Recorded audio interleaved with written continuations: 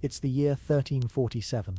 The air smells strange, the streets are thinning, and something invisible is moving faster than anyone can run. You don't have medicine, you don't have answers. All you have is your choices. Where you live, what you wear, who you trust. It could all mean the difference between survival and a name no one remembers. In this series, we're stepping into the hardest year in medieval memory, slowly, quietly, and choice by quiet choice. So before we begin, take a moment to like the video and subscribe if you enjoy this kind of storytelling, and let me know, where in the world are you watching from, and what time is it for you right now? I always love seeing how far these quiet journeys travel. Let's begin. Where you lived meant everything. You open your eyes to the distant sound of bells, not church bells, though you hear those too, but something softer. Cowbells, maybe, or the faint clang of a blacksmith's hammer somewhere far down the valley. Wherever you are, it's quiet. A kind of quiet that hums beneath the breeze, the kind you only notice when it's been broken. It's 1347, and you are alive. For now, the world hasn't quite fallen apart yet, but the threads are loosening. Whispers have begun to travel faster than horses, about ships, ports, fevers that burn holes through towns. But if you're lucky, you don't live near any of that. Not yet. Where you live, exactly where, will decide more than just your view. It'll decide your fate. Let's say for a moment that you live in a city. Sounds romantic, doesn't it? A bustling medieval town, narrow streets, cheerful market chatter, wooden buildings leaning in close, like old friends sharing secrets. But don't let the charm fool you. These streets don't just echo with life, they reek of it. Every alley is a funnel, every gutter is an invitation. Waste tumbles from windows like clockwork, rot and food, and other things best left undescribed. No sewers, no soap, and far too many feet for the width of the road. You step outside and brush shoulders with a dozen strangers. Any one of them could be your end. Now imagine the walls. Cities are surrounded by them, built to keep danger out. But in 1347, the danger's already inside.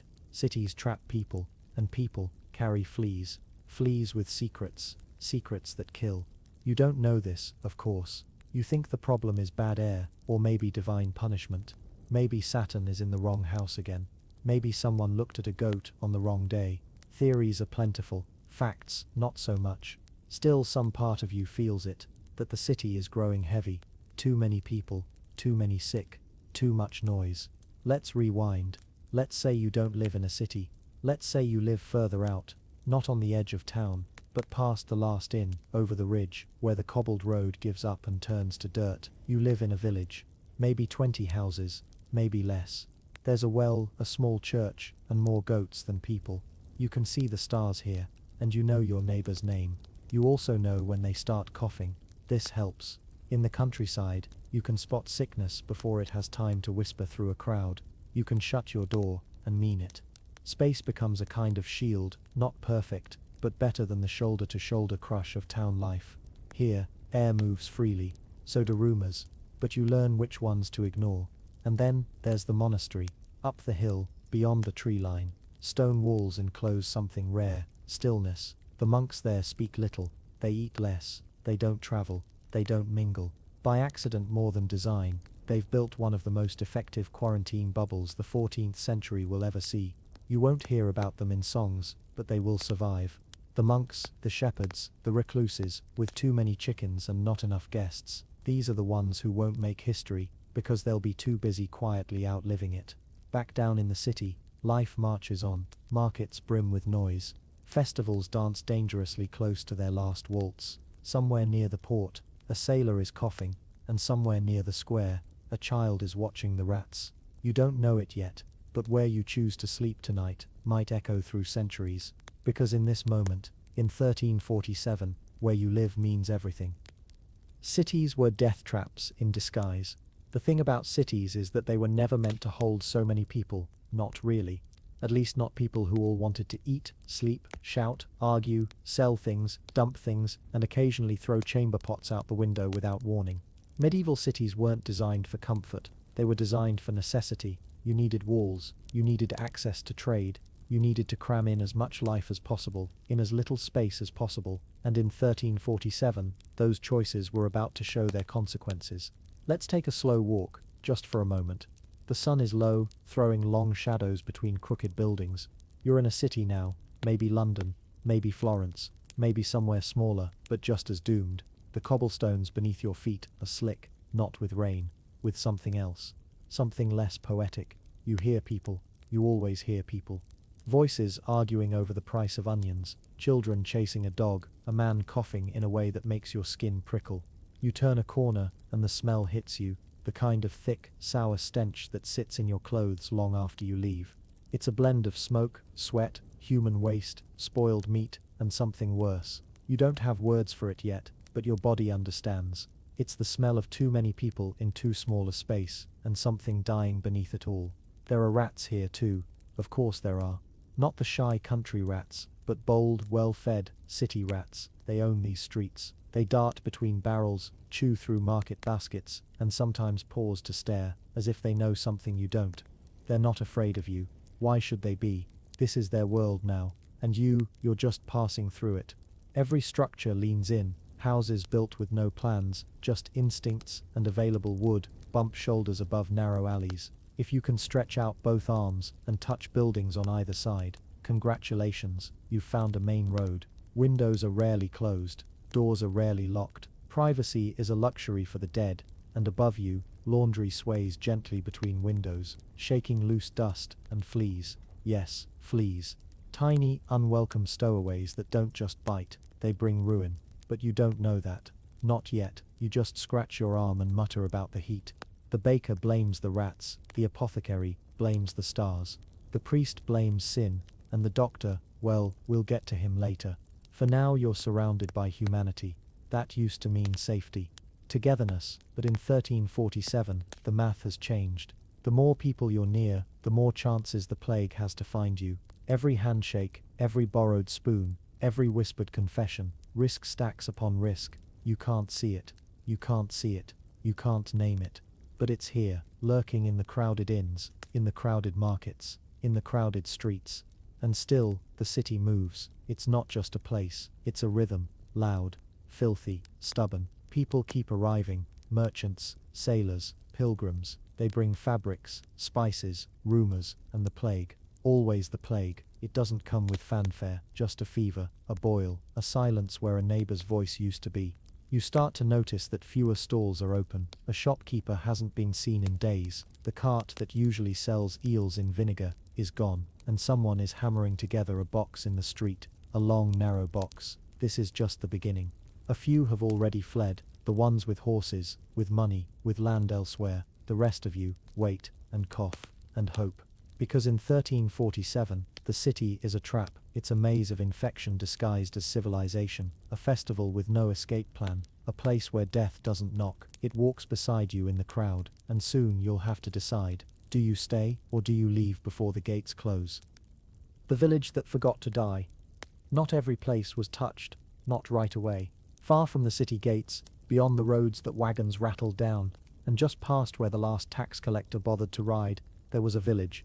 You wouldn't find it on many maps, not because it was hidden, but because no one had ever bothered to write it down. It was the kind of place people were born in, lived in, and died in, often without ever leaving. It had a name once, probably, something simple, something shaped by the river, or the trees, or the wind that blew up from the south in late spring. But by 1347, no one outside the village remembered what that name was, and inside the village, there was no need to say it. Everyone already knew where they were. There were 12 houses, 1 well, 2 carts, only one of which still had both wheels. A church so small that if you leaned too hard on the door, you might knock it off its hinges. There were sheep, not many, but enough to keep the grass short, and the nights full of quiet bleating. And there was old Marta, who had been the midwife for longer than anyone could recall, and who still wore the same apron every season, covered in herbs and secrets. The village was not special. It was not rich. It was not powerful. But in 1347, it had one thing the great cities didn't. Distance. No one came here unless they meant to, and most people didn't mean to.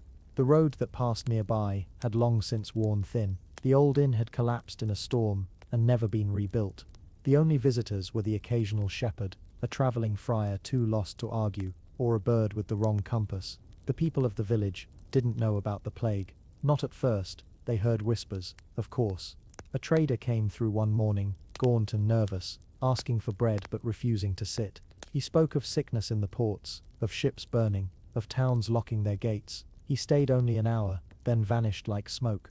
Marta said nothing, just stirred her pot a little more slowly and squinted toward the horizon.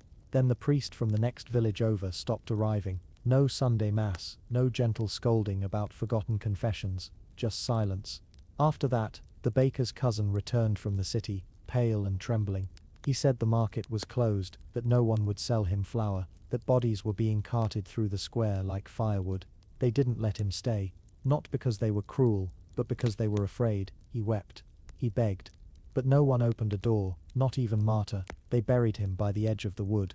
And after that, the village closed itself. No more visits, no more trips to the town, 3 hills over, no more shared tools with neighbors beyond the stream. The well was watched, the path was swept, the children were kept close, and somehow, that was enough. Days passed, then weeks. The air grew colder, harvest came, small but steady. The village huddled close, prayed softly, and waited. They weren't trying to survive history, they weren't making plans to outlast a pandemic. They didn't even know how wide the death had spread. They were just doing what made sense. Stay close, stay quiet, stay here. Winter blanketed the village in silence. Snow hushed the roads, the sheep grew thick coats. The last apples were pressed into cider and stored behind locked cellar doors. When spring arrived, the birds returned. So did the green, so did the fear. Had the world beyond healed, or had it simply grown quieter? Eventually, a new traveler came, a boy with dust on his boots and a haunted look in his eyes. He'd walked from the coast, he'd seen cities crumble, friends vanish, churches burn. But here in this forgotten village, the chimneys still smoked, the children still laughed, the goats still wandered through flower-flecked fields. He stood at the edge of the road, blinking, and Marta, still wearing that apron, still stirring something strange smelling, looked up at him. She didn't ask where he came from, she didn't offer him a bed, but she did hand him a bowl of soup, and told him to sit. Far over there, the village that forgot to die, didn't survive through luck alone. It survived because it listened to the wind, watched the road, and decided, gently, to disappear. The monastery that slept through the plague. There are places the world forgets on purpose, not because they aren't worth remembering, but because they move so slowly that history flows around them like water around a stone. They don't change. They don't ask to be noticed. They just remain, still, silent, steady. One such place sat high on a hilltop, wrapped in fog and bell chimes, a monastery, built of thick stone and older prayers. You wouldn't find it unless you were looking for it, and even then, it had a habit of not appearing until it wanted to. The monks who lived there did not seek visitors. They followed the rule, the kind that gave each day structure, each hour a purpose, each mouth a reason to stay closed. Silence wasn't a punishment here. It was a practice, a shaping of space, the way a potter shapes clay. They woke before the sun. They sang without speaking. They ate what the garden gave and drank what the rain allowed. Their hands worked with wool, with grain, with parchment. And when they prayed, it wasn't to be spared. It was simply because prayer was what they did.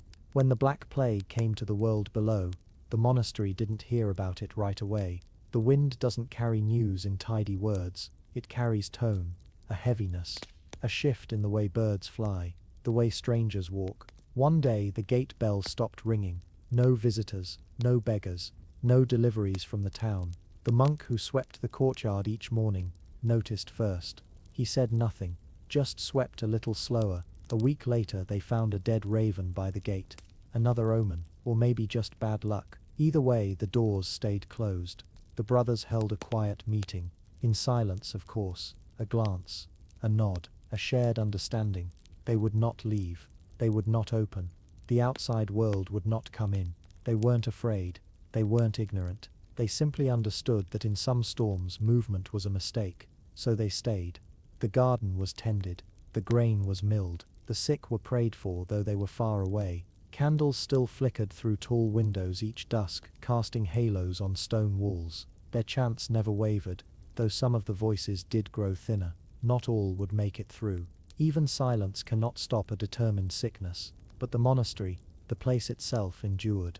It had advantages. Stone walls that fleas couldn't love, sparse furnishings, a routine that rarely invited chaos.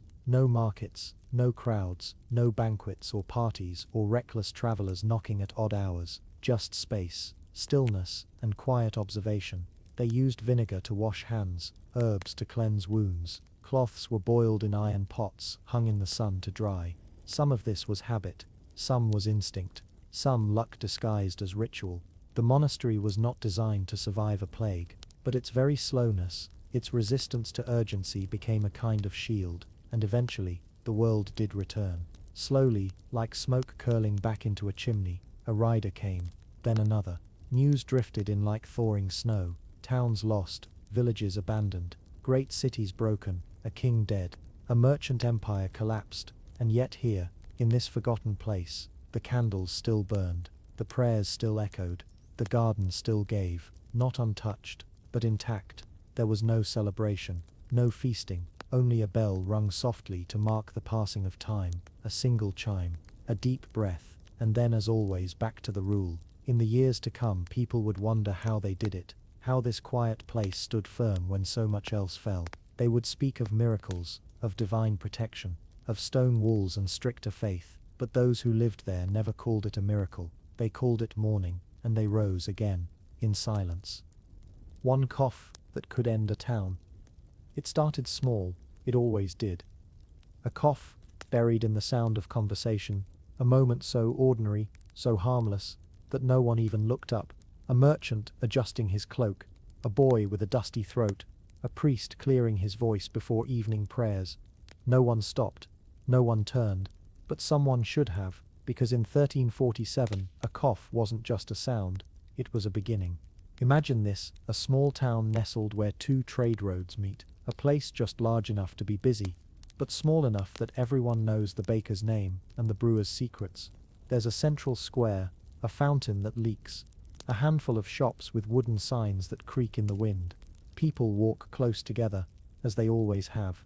There's nowhere else to walk, and somewhere in that crowd, someone coughs. You might not notice it at first, but the people nearby do. They shift, just slightly.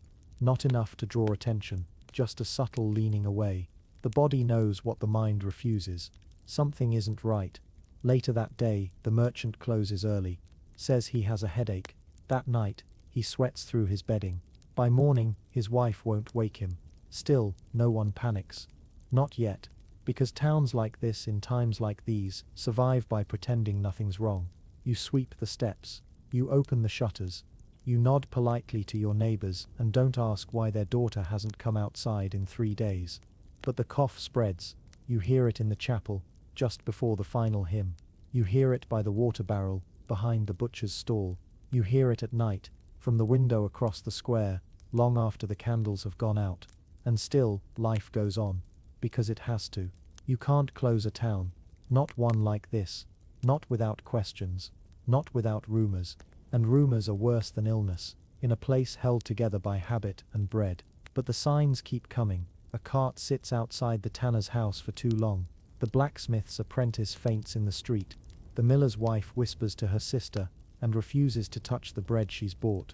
Soon doors are closing, not loudly, quietly, with a kind of sadness, a kind of knowing. Windows stay shuttered. People start to pray in their homes instead of the chapel. The bell doesn't ring on Sunday. And then it happens again. Another cough, only this time it's different. Louder, wet, followed by a silence so thick, even the birds seem to pause. You're close enough to hear it. You're close enough to smell it. And now, you're too close to leave. That's how it worked. Not in waves, not with sirens, but with one sound. A cough in the wrong place, at the wrong time. That's all it took. Not everyone who heard it would die, but almost everyone who ignored it would. Some towns vanished like this, in days, names erased, doors left open, fires burned out. No one remembered who coughed first, only that someone did, and no one listened. The family that closed its door, too soon. It's strange how quickly a door becomes a wall. At first, it's just something you pass through, something you latch at night, something the wind knocks against in winter. But when fear grows louder than reason, a door can turn into something else entirely, a boundary, a barrier, a quiet refusal to face what's on the other side. In one village, not large, not poor, not forgotten, There was a family that closed its door too soon. The father was a tanner, not rich, but skilled. His wife kept the house, and 3 children ran the fields outside, leaving muddy prints through the kitchen and stones tucked in every pocket. Their house sat on the edge of the village, where the trees began to rise, and the goats wandered freely. When the first rumors came, they listened, not with panic, not with denial, just care. They heard about the sickness in the towns to the east. They heard about ships turned away from harbors, about priests too busy burying to pray, about children lost before morning. So they made a choice. They would wait it out. The father bolted the shutters. The mother salted meat, stacked firewood, sealed jars of beans and barley. The children helped without complaint, sensing that something had changed.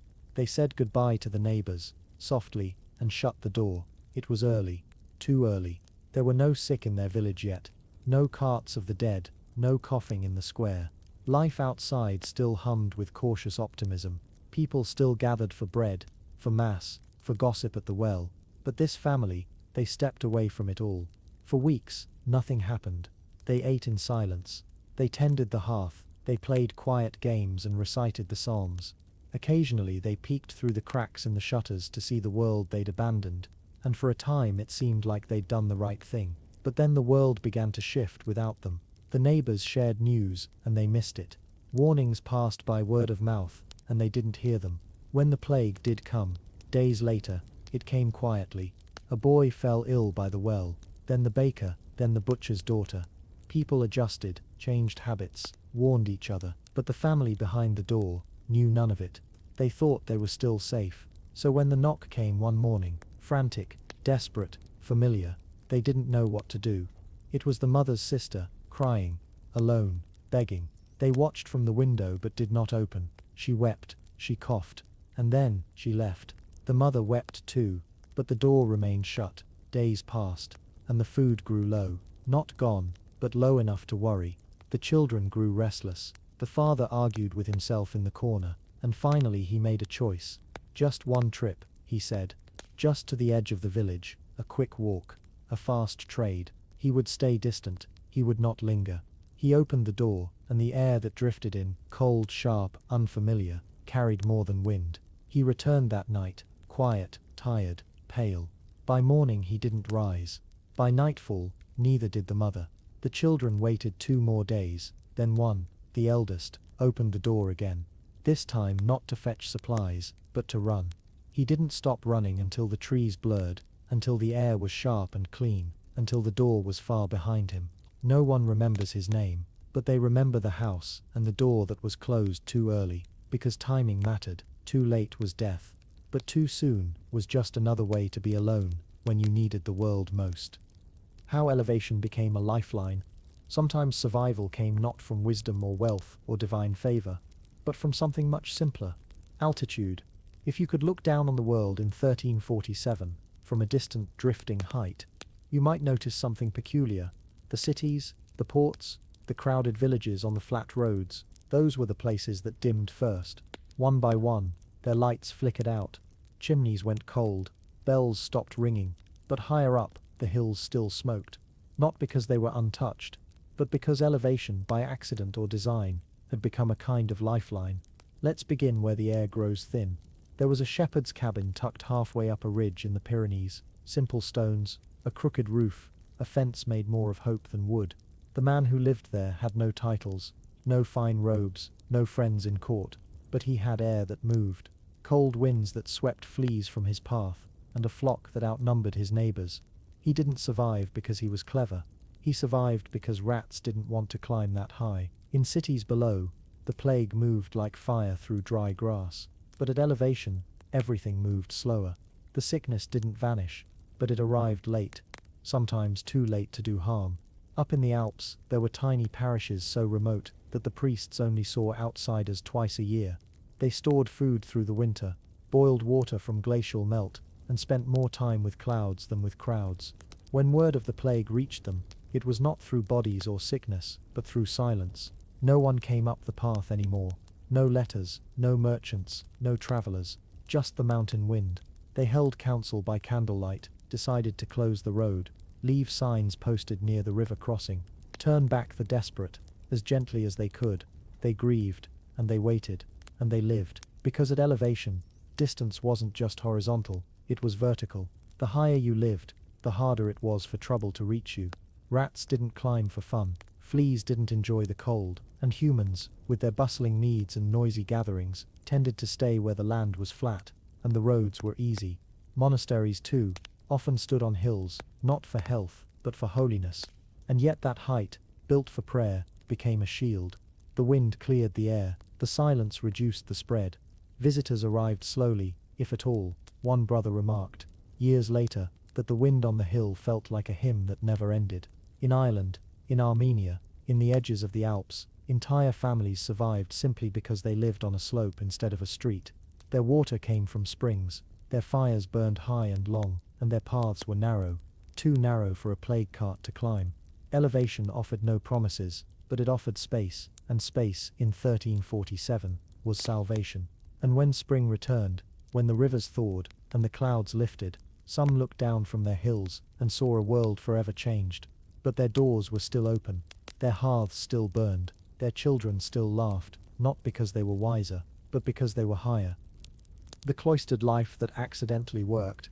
Some people survived the plague by running, others survived by fighting, by hiding, by closing doors and burning bridges, and then there were those who survived simply by doing what they had always done, quietly, faithfully, repetitively. This is the story of a life behind walls, not as a prisoner, not as a noble, but as a cloistered soul, a nun, a monk, a scribe, someone who lived not for the world outside, but for the stillness within. In the 14th century, a cloister wasn't just a place, it was a rhythm, a sealed courtyard, a set of rooms, a narrow path that circled gardens, grown for silence more than beauty. The people who lived here had taken vows: poverty, obedience, chastity, and most of all, stability. They weren't going anywhere. The outside world could crumble, kings could fall, wars could burn across valleys, but within the cloister, time moved in chants and chores, in psalms and silence. And so, when the Black Death came knocking on the world's doors,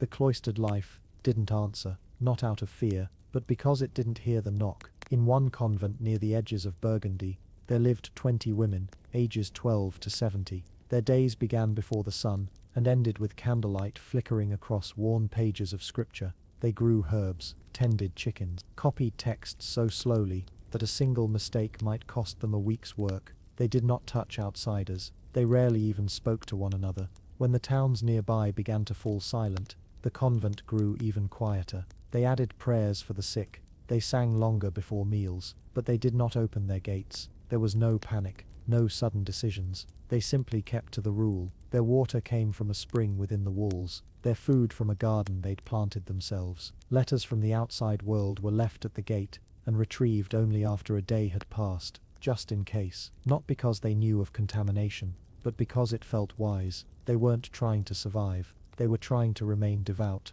and somehow, that worked. The plague didn't spread well in closed, consistent spaces. There were no festivals, no handshakes, no overlapping visitors, just the same few faces, the same clean robes, the same sacred stillness. Far away, doctors wore bird-like masks and lit herbs to ward off death. But here, in the cloister, they simply washed their hands with wine and water, and didn't let the world in. They suffered in other ways, of course. The silence could feel like stone. The news, when it did arrive, was heavy with loss. Brothers and fathers and sisters, who would never come to visit again. But the cloister held. Elsewhere, a monastery by the sea followed much the same rhythm. A dozen monks, a kitchen, a garden shaped like a cross, each man with a cell, no bigger than a stable's stall. They never touched, they never left. The villagers called them strange, too rigid, too removed, until one day they realized they were still alive. By accident or by design, the cloistered life worked, not because it was modern, not because it was scientific, but because it moved slowly. And in a world where death traveled on the breath of crowds, slow was survival. When the storm passed, and the doors were opened once more, the world had changed. But inside the cloister, the routine remained. The candles were still lit, the garden still watered, the chants still rising, steady and unbroken. A quiet proof that sometimes, the smallest lives leave the longest echoes. When silence became the cure, it didn't happen all at once. There wasn't a bell that rang or a priest who made a speech. But slowly, in town after town, something began to vanish from daily life, and that something was sound. At first it was just the voices that faded. The baker stopped calling his prices into the street. The tavern keeper lowered his voice behind closed shutters. Children who once ran laughing through muddy alleys were suddenly nowhere to be heard. People still moved, still worked, still gathered what little they needed, but they did it without words. It wasn't an official rule. No one wrote it down. But those who survived started to notice. The places that stayed loud didn't stay whole for long. In cities where the markets still buzzed and bells still rang, the plague moved fast. But in places where silence took hold early, deep, uneasy, deliberate silence, the sickness moved more slowly, if at all. In one small town on the edge of the forest, people began leaving notes instead of speaking. A chalk mark on a door meant someone inside was sick. 2 marks meant they'd passed. But a bundle of herbs tied with twine left on a step, that meant someone still cared. The town's blacksmith, once known for singing while he worked, stopped humming altogether. He still hammered, still shaped tools, but did so with a kind of reverent quiet, as if even his anvil might carry breath. When someone came to fetch a finished blade, he didn't speak. He just nodded, handed it over, and stepped back without a word. Even the chapel grew quiet. The priest who had once raised his voice to the rafters in Latin chant began to pray in whispers, or not at all. People still came, fewer and further apart. But they prayed in silence. They left candles behind. They sat for a few minutes, heads bowed, and then left without looking at anyone else. The town square, usually filled with laughter and gossip, turned into a place of stillness. No shouting, no bargaining. If someone needed something, they left a coin on a stone ledge and walked away. A few minutes later, a loaf of bread or a wedge of cheese might appear in its place, and all of this carefully measured quiet, worked, not perfectly, not magically, but better than the chaos elsewhere, because in silence there were fewer chances for panic to spread. Fewer arguments, fewer coughs carried too far on too many words. No one was breathing in each other's faces trying to explain, accuse or justify. There were still losses, but there was also calm. And that calm, strangely, gave people space to think, to adjust, and to survive. In the villages where the silence held, people learned to read footsteps, to study gestures, to watch the sky instead of talking about it. They listened for birdsong again. They noticed the wind. They remembered how to watch without needing to speak. And when spring finally came, and the threat slowly passed, it wasn't shouting that returned first. It was a single coughless greeting. A quiet, careful good morning. A child's laugh, testing the sound of it, after so many silent weeks. A neighbor whispering thanks through a cracked window. That's how silence became the cure. Not through science. Not through understanding. But through restraint. Through listening. Through stepping back before death could step forward. What you wore could kill you. There were 100 ways to die in the year 1347. But very few people expected their sleeves to be one of them. Clothing in the medieval world wasn't just about covering yourself. It was identity, status, warmth, modesty. A walking story you told about who you were and what you had. The wealthy wore thick brocades, layered velvets, imported dyes and fur-lined cloaks that trailed in the dust. The poor wore wool, scratchy, plain and patched again and again until the fabric barely remembered its first shape. But when the Black Death arrived, none of it mattered. To the plague, to the fleas and the rats and the invisible agents of collapse, your fashion choices were less about style and more about access. The truth was simple and horrifying. What you wore could absolutely kill you. The worst offender? Fabric. The heavy kind. Rich, beautiful, unwashed fabric, layered over fabric, warmed by your body and rarely cleaned. To a flea, that was paradise. Long sleeves meant more surface to crawl. Long cloaks meant more folds to nest in. Fur, a dream home. Ornamental belts, beads, embroidered collars, all of them made excellent hiding places for something much smaller, much more dangerous, and very, very hungry. Those with money wore more. They could afford fur-trimmed hoods, silk-lined gloves, double-stitched boots. But wealth didn't repel death. It gave it room to ride in, hide and wait. There's a record of one noblewoman in Siena who owned 15 cloaks, all of them folded neatly, hung in cedar closets, treated like treasure. She loved them, cherished them.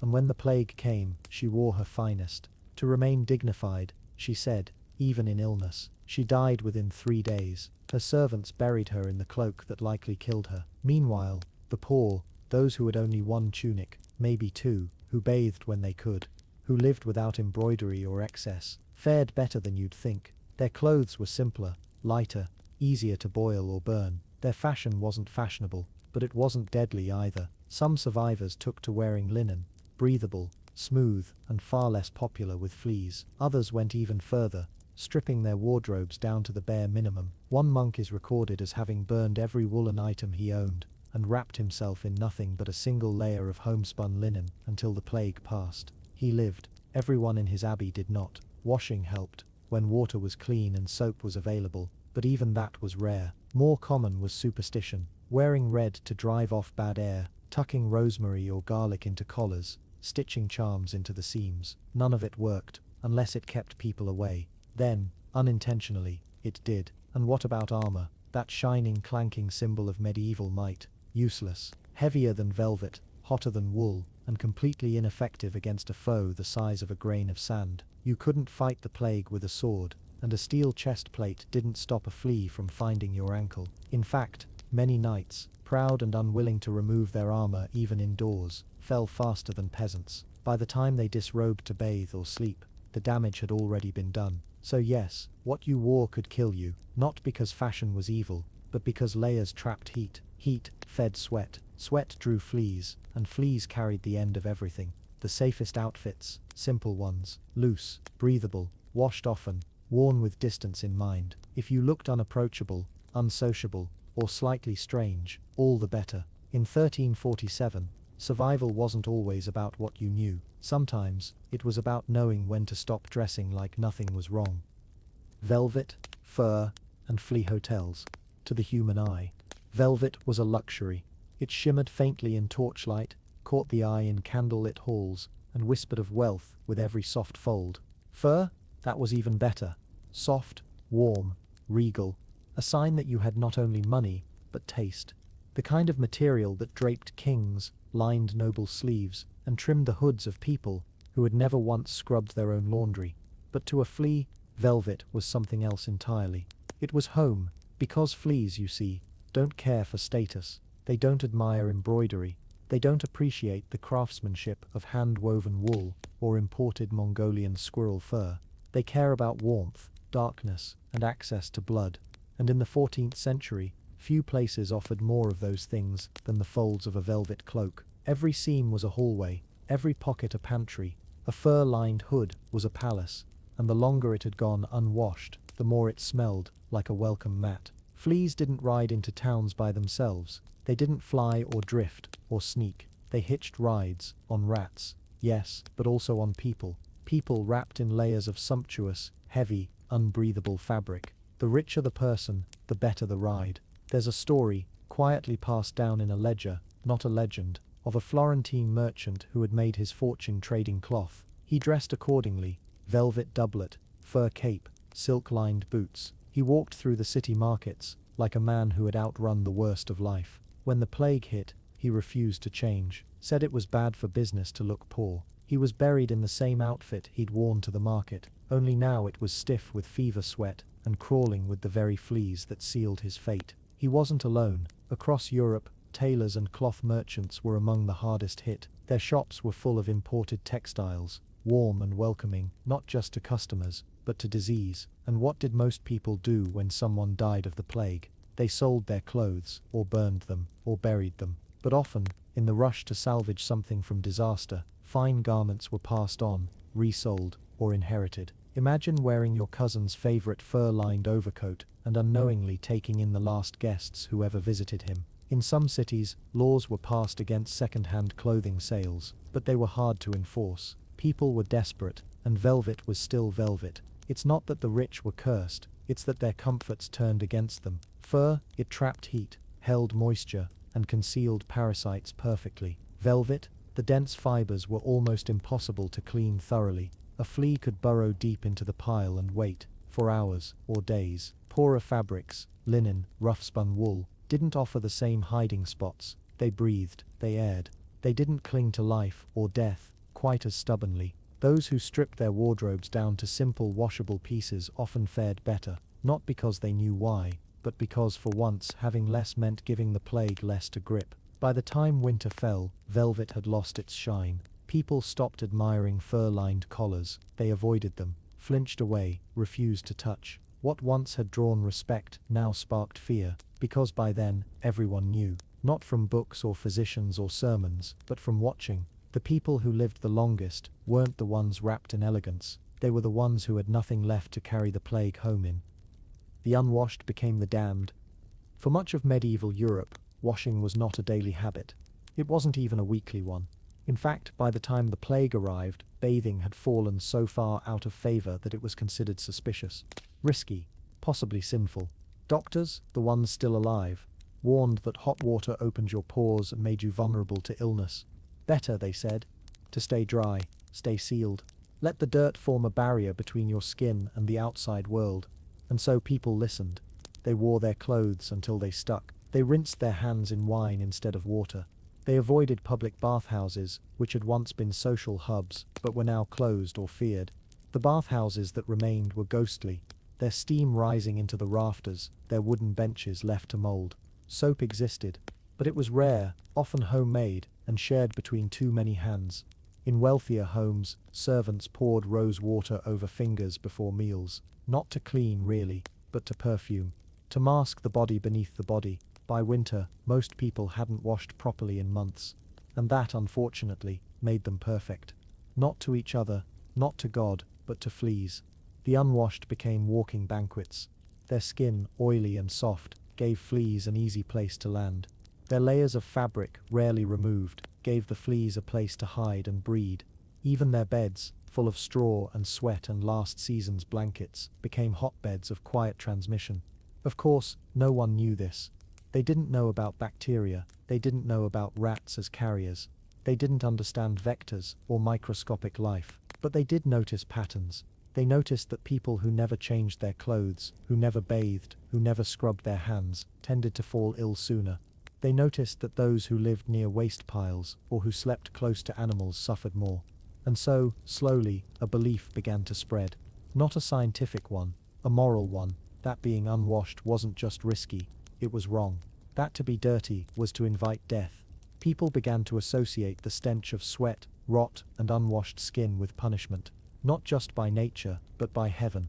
Suddenly, being unclean meant being cursed. A butcher's apprentice, who hadn't bathed in weeks, was chased from the village after his brother fell sick. A poor widow, unable to boil water, was locked in her hut after neighbors smelled her bedding. It didn't matter that none of it was her fault. What mattered was that she was foul, and foul things, in a time like this, weren't allowed to linger. The irony, of course, is that the clean weren't necessarily safer. A flower tucked into your sleeve didn't protect you. Perfume didn't purify the blood, and scrubbing with vinegar only did so much. But cleanliness had become something else, a symbol of control, of virtue, of distance. If you were clean, maybe you were careful, maybe you had habits, maybe you were lucky, maybe you wouldn't die. And so the unwashed became the damned. People began to judge by scent, to fear by stain, to look twice at someone whose hands were smudged or whose collar bore grease. Even among the poor, washing, if you could, became a line in the sand. It wasn't fair, it wasn't accurate. But when fear replaces understanding, people start to invent reasons for who lives and who doesn't.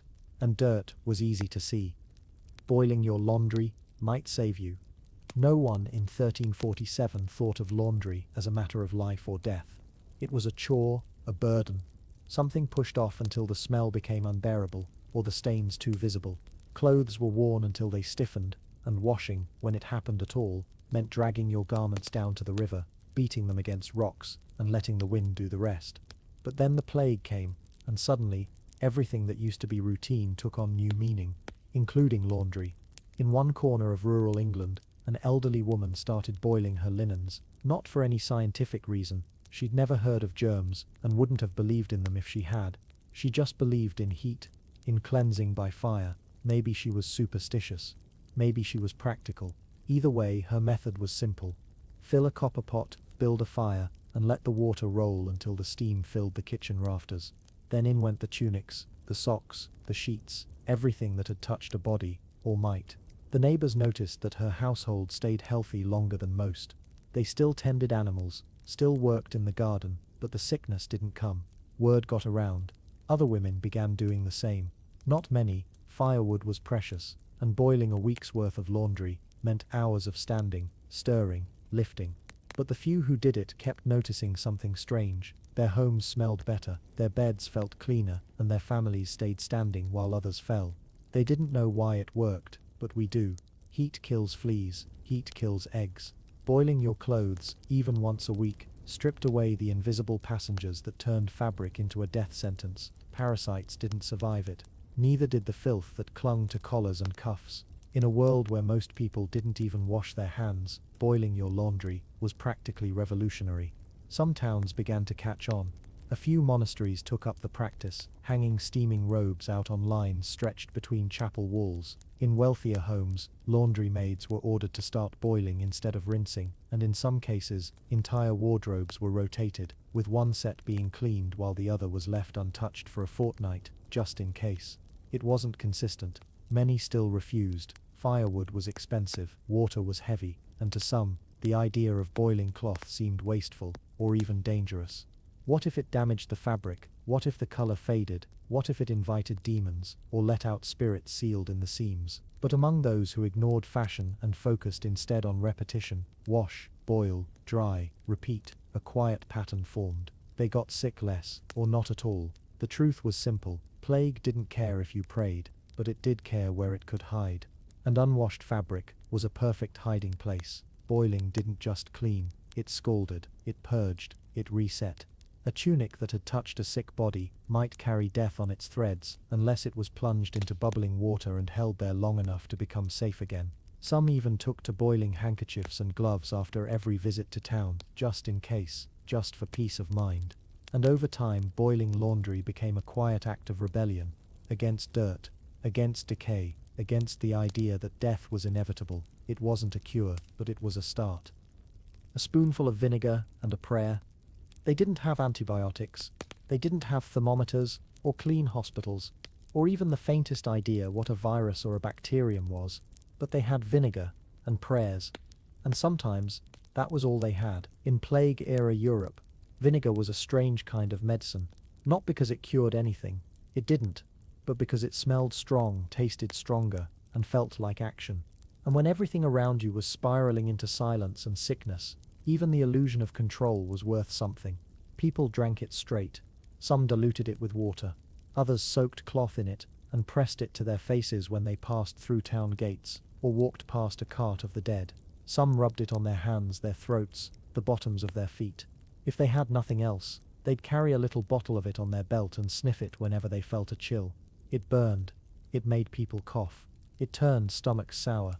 But they did it anyway. And they paired it with the only other thing that might still help, a prayer. Sometimes whispered, sometimes chanted, sometimes just mumbled under breath while holding a bit of rosemary or a silver cross or the hand of someone who hadn't yet turned cold. It didn't matter which god you spoke to or which words you used. For many, the prayer was less about doctrine and more about rhythm, a way to pace your breathing, a way to keep your mind from fraying, a way to speak into the silence without drawing attention. In some cities, apothecaries began selling something called Four Thieves vinegar, a mixture of herbs, garlic and sharp wine vinegar. Legend claimed it was invented by grave robbers who avoided sickness while looting the dead. Whether or not that was true, people clung to the story. It gave them something to believe in, something they could bottle. A few drops on a cloth, tied around the nose, a spoonful before sleep, a splash into boiling water left steaming by the door. It probably didn't stop the plague, but it did stop people from giving up entirely, and that mattered. One record from a small village mentions a midwife who insisted on wiping her hands with vinegar before every visit, not because she thought it was medical, but because it smelled clean, and when nothing else in the world did, that counted for something. Another mentions a group of nuns who soaked their veils in vinegar during morning prayer and laid them out along the convent windowsill to dry in the sun. They believed it made the air safer. They had no proof, but the veils fluttered like banners of defiance anyway. Even those who doubted vinegar's power still used it, because it was one of the few tools that didn't come from fear or violence, just from trying, from effort, from hope. And when paired with prayer, Even the quiet kind, even the desperate kind whispered in a language only the speaker understood. It became something else entirely.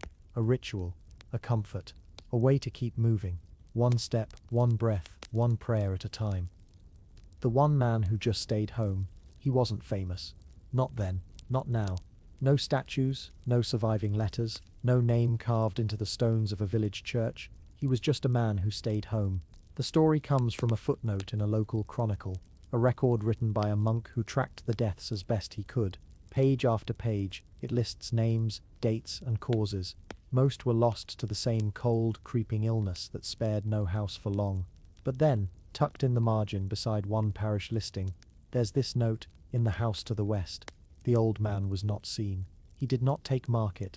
He did not receive callers. He was believed to be dead, but come spring, smoke still rose from his chimney. That's all, just that he stayed. When the first case appeared in town, he had already been withdrawing, not out of fear, but out of habit. He was a carpenter once, they say, retired now, lived in a small cottage at the edge of the path where the forest began. He had enough salted meat, a goat, and a stack of firewood that reached his shoulder. He was old, he'd seen too much, and when the bell began to toll more often than usual, he closed his shutters, latched his door, and simply didn't come out. People thought he'd died. They knocked, early on, a neighbor once, a priest another time, but no one forced the door. There was no screaming, no coughing, just silence, and the faint clatter of a kettle from time to time. Weeks passed, then months, and the world beyond his doorstep grew quieter. They say he spoke to no one, wrote to no one, shared no gossip, and received no news. But he boiled water every day, swept the hearth, read from a worn book, and carved small wooden animals when the light was good. He let no one inside, not even family. It wasn't paranoia. It wasn't pride. He just watched what was happening and decided he wanted no part. The strange thing is, it worked. Come spring, when the air began to warm and the ground softened beneath melting frost, villagers climbed the hill again, expecting a sealed door and the stillness of death. But the chimney smoked, and when they knocked, lightly this time almost reverently, the door opened. A crack. Nothing more. He was thinner, older somehow, but alive. And when they asked how he had done it, how he had survived when no one else on that side of town had, he simply said, "I stayed home." No potions, no prayers, no miracle salves or sacred relics. He didn't attend mass, didn't consult doctors, didn't argue about whether it was bad air or God's wrath. He watched, he listened, and then he sat still. In a time when every footstep could be an invitation to illness, stillness was his salvation. He lived another year, maybe two, and when he died, not of plague, but of time, they found dozens of those little carved animals in the corner of the room. Foxes, sheep, a tiny goat with one horn broken, all shaped by quiet hands that had known the wisdom of doing nothing. How rats moved like shadows. They were always there, not noticed exactly, not watched, just there, in the corners, behind the barrels, along the beams where the torchlight never reached. Rats, not the plump, twitchy cartoon things we imagine now, but lean, quiet creatures, dark-furred, sharp-eyed, clever. They moved like spilled ink, low, fast, and always just out of reach. No one invited them, no one bred them, but in every home, barn, bakery, cellar, and chapel, there they were, chewing grain, stealing crumbs, living small, hidden lives alongside everyone else. At first, no one blamed them, because rats were normal, expected, part of the background noise of life. They scurried through alleys, darted beneath carts, and gnawed through floorboards. But they didn't cause fear, not yet. That came later, when the deaths began, when the coughing started, and the swelling, and the strange, silent houses where laughter had once been. And still, the rats moved, untouched. A woman in Paris claimed she saw them flee 2 days before her street fell ill. Dozens of them, pouring from a broken drain at dusk, moving in eerie silence along the wall's edge, like they knew something was coming. In Venice, dockworkers noticed that rats arrived with certain ships, but never left. They vanished into the cracks of the city, like water spilled on old stone. In London, a child pointed at a rat that sat unmoving at the foot of his bed. When his father reached to strike it, it was already gone, but the boy had spots on his neck by morning. People began to notice their movements, too smooth, too quiet, almost knowing. They came and went, like shadows with bones. Some even believed they were omens. That to see a rat standing still in daylight meant your home would be struck next. They were drawn to food, yes, and warmth, but also filth, the rot and waste that gathered in the corners of unwashed lives. Their presence meant more than infestation. It meant proximity, to danger, to sickness, to something coming closer. Of course, the rats weren't the cause, not directly, it was the fleas. But fleas are invisible, rats are not, and so they became the face of the plague without ever knowing it. You could burn herbs, you could wear garlic, you could wash until your skin peeled, but if the rats stayed, so did the fear, and yet, there was no great war declared on them, no campaign to exterminate, just whispers, glances, the quiet, growing dread of scratching in the walls. People began to hang their bread from rafters, raise their grain bins on stones, cover their drains at night. The clever ones kept cats, the cruel ones blamed others, foreigners, witches, widows, anyone but the soft-footed shadows under their own roof. But the rats remained, watching, listening, carrying. They moved with the plague, not ahead of it, not behind it, with it, like silent couriers for a message no one wanted to read. In time people learned, not why, not how, but that where the rats thrived, death followed, and so they began to disappear. The people, not the rats, one, by family, by village, while in the rafters, the little eyes kept glinting in the dark. The pantry, above the plague.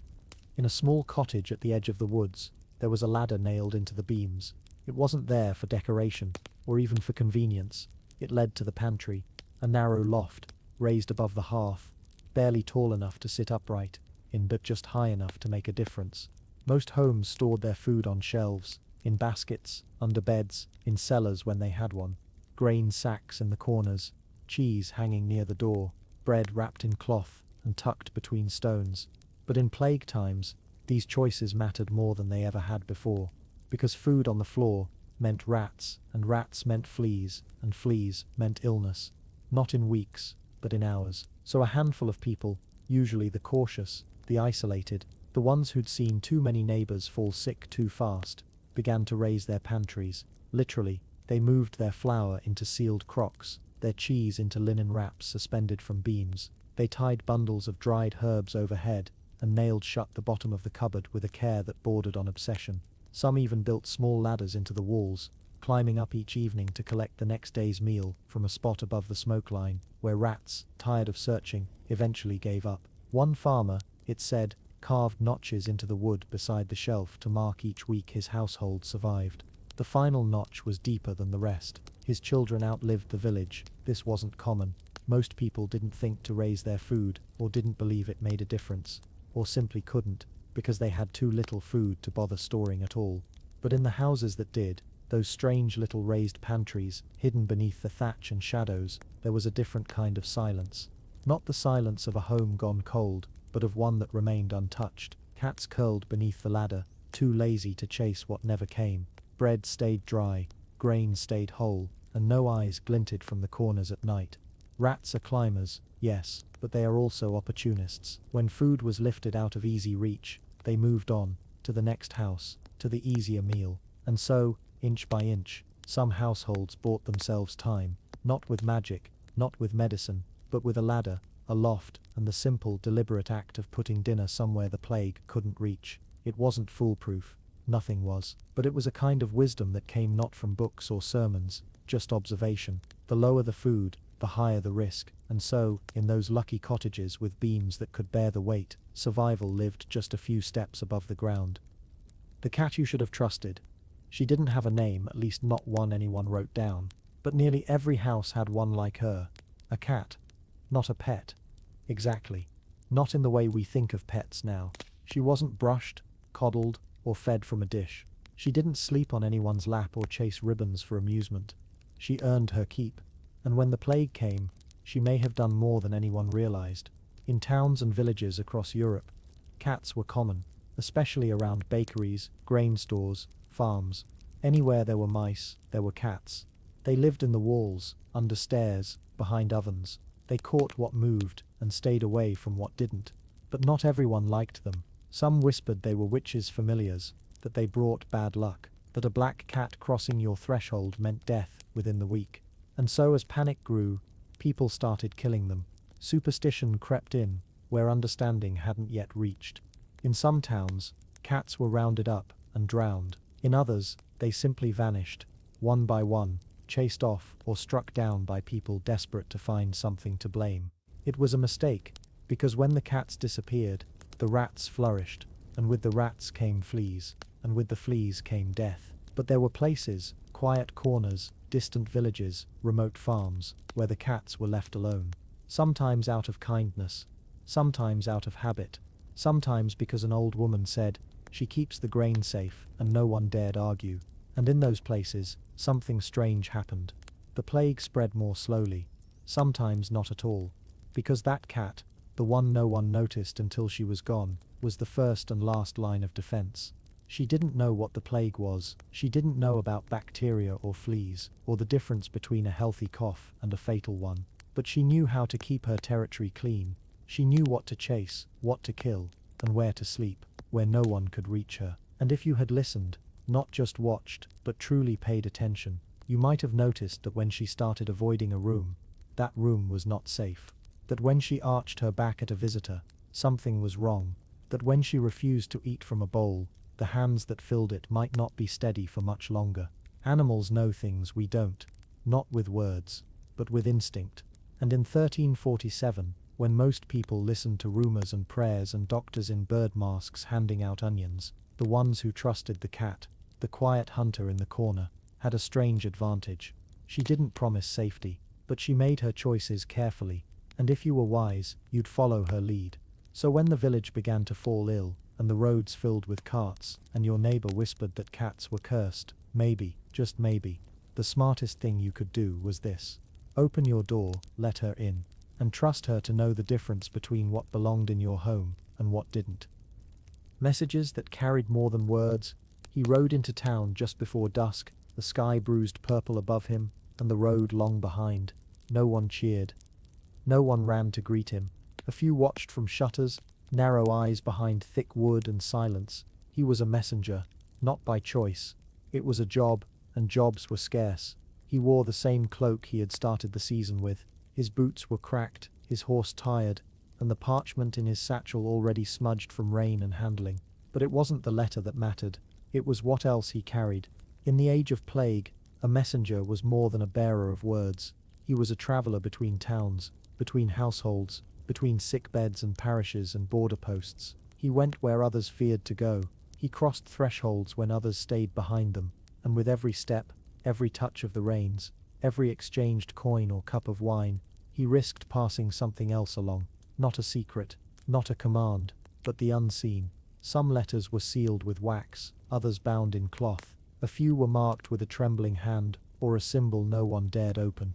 They carried news, of inheritance, of loss, of a cousin fallen ill in another province, of quarantines lifted, or tightened, of a wedding postponed, of a city closed. But the messengers themselves, they were living parchment. They had eaten in inns where the cook had coughed, slept in beds where others hadn't woken, shared roads with merchants and pilgrims, and weeping priests. The scent of garlic clung to them, and the dust of unfamiliar lands, and sometimes just behind that, the faint, sour smell of fever. People feared them, not because they meant harm, but because they brought the world closer.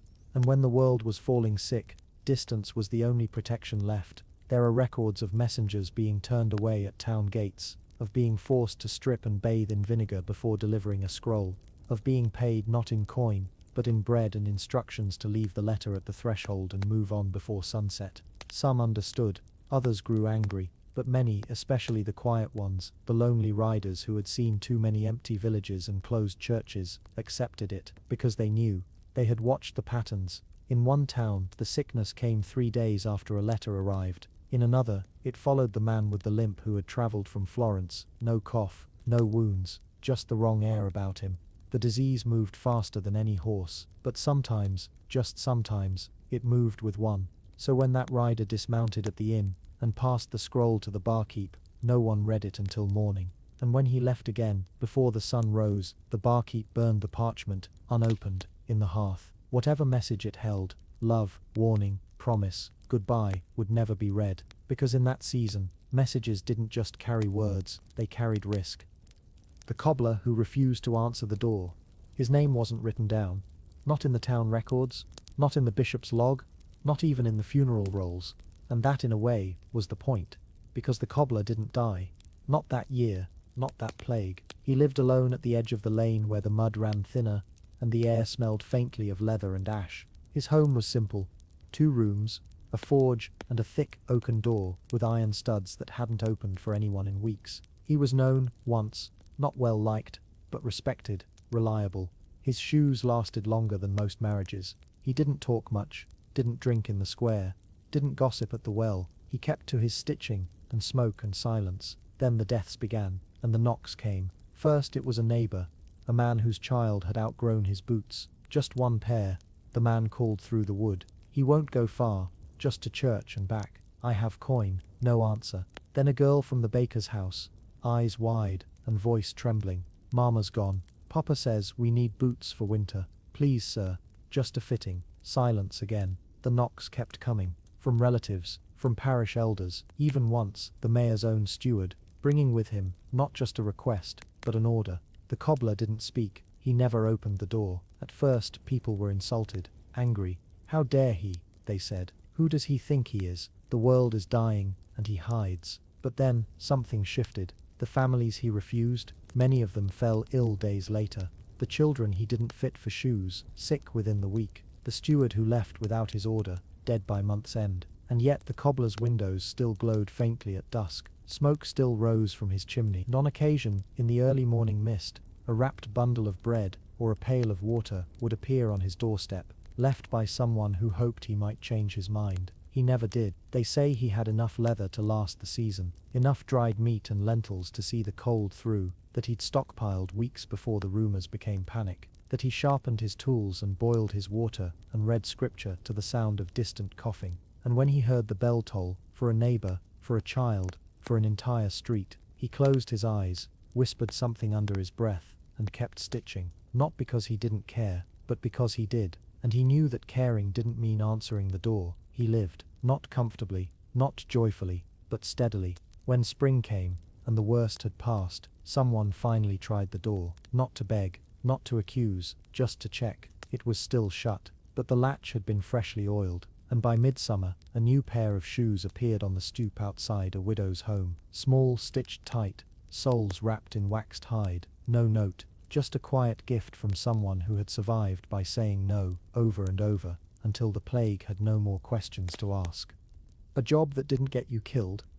There weren't many jobs you could call safe in 1347. Messenger, dead by next week. Merchant, covered in handshakes and strange fevers. Priest, surrounded by the dying, always too close for comfort. Doctor, a performance in robes and herbs that didn't fool death for long.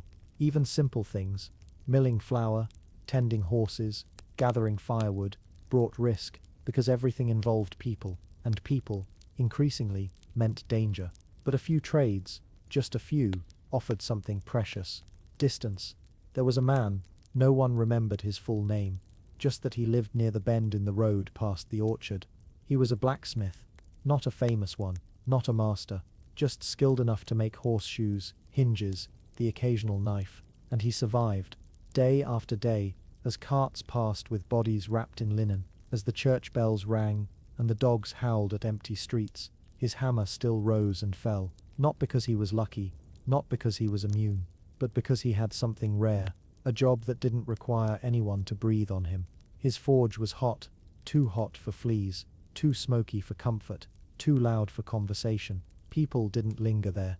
They dropped off what needed fixing, shouted a price, and stepped back, and when they didn't, when they coughed, or looked pale, or asked to come inside, he said no, not cruelly, just firmly. He cleaned his tools each night, washed his hands in vinegar, slept with the door barred, and kept a pot of coals burning low in case the rats came near. He burned old straw, and swept the forge floor twice a day. It wasn't perfect. He still worried. Every morning, he checked his fingers for swelling. Every evening, he lay in bed, listening for the sound of a sneeze from the road. But he had one advantage most didn't. He could work alone. There were others like him. The potter who fired his kiln upwind of the village. The shepherd whose flock grazed beyond the far hill. The cobbler who refused to open the door. his silence now understood. The woodcutter who sold firewood by leaving bundles at the edge of the path, never staying to speak. These weren't glamorous jobs. They didn't bring coin by the sack or praise from the pulpit, but they kept people alive, because they didn't require hands shaken. They didn't demand shared tools. They didn't pull you into markets or gatherings or festivals that smelled like sweat and sickness. The world was burning quietly, house by house, street by street, but in the outer edges, along hedgerows and inside smoky sheds, people were quietly surviving, not just hiding, working, producing, enduring. Even in isolation, life had to go on. Shoes needed mending, axes needed sharpening, grain still needed grinding, fire still needed tending, and the ones who could do those things without drawing a crowd, they had a chance. There was a weaver once, they say, who worked from her home and left thread bundles on her porch. No coin accepted, just trade, bread, beans, a bucket of milk. When the plague lifted, her house was still full of wool, and she had enough food to last another season. These weren't jobs you bragged about, but in 1347, they were the only ones that kept your name from ending up on a wall. So if you were lucky enough to make your living with fire, thread, or solitude, you didn't just have work, you had time. Smoke, herbs, and desperation. The first time you walk into the home, it almost feels like the air itself is trying to push you back out. Not with wind, or a chill, or anything obvious, just thickness. A heavy veil of something sharp and herbal clinging to every surface, every breath. The smell comes before the sickness. Burning sage, crushed rosemary, garlic rubbed along the edges of the doorframe, bundles of lavender and bay hang from the rafters. A copper pot bubbles near the hearth, releasing a pungent trail of boiled vinegar and thyme. No one speaks. The family that lives here wears expressions carved in quiet tension. Eyes flick toward the window with every distant cough. The curtains stay drawn. The children's hands smell faintly of onion and ash. And in every corner, something smolders, because that's what they've been told. When the priest last came through, 3 days before his voice gave out, he said smoke might keep the bad air away. Not just any smoke, the right kind. The kind that carried prayers, or warded off spirits, or at least kept your nostrils full of something other than the rot of the street. A city dying doesn't go quietly. You can smell it long before you hear it. Open drains, broken markets, the tang of metal and bile in the air. So people burned herbs not because they understood what made them safe, but because doing nothing felt worse.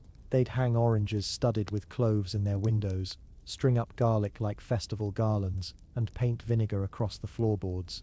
Every day, new rumors arrived. Thyme in your bath, rose water on your tongue, sleeping beside an open onion. Men sold charm bundles wrapped in silk and filled with whatever herb was cheapest that week. Some dipped handkerchiefs in wine and held them beneath their nose. Others lit fires in the street and danced around them while whispering psalms. It didn't matter if it worked. What mattered was the doing. Doctors wore masks shaped like birds, their beaks packed with flowers and dried mint. The city was filled with the sound of coughing and the smell of desperate invention. If it burned, they used it. If it stung the eyes or drowned the scent of decay, it was good enough. In one home, a family boiled fennel for 2 straight days. In another, they lay rosemary across the bedposts and refused to speak above a whisper. The sick were wrapped in linen soaked with sage smoke. The dying were buried with dried thyme pressed into their palms. But underneath all the ritual, all the routine, there was fear, a deep, unspoken terror that none of it meant anything.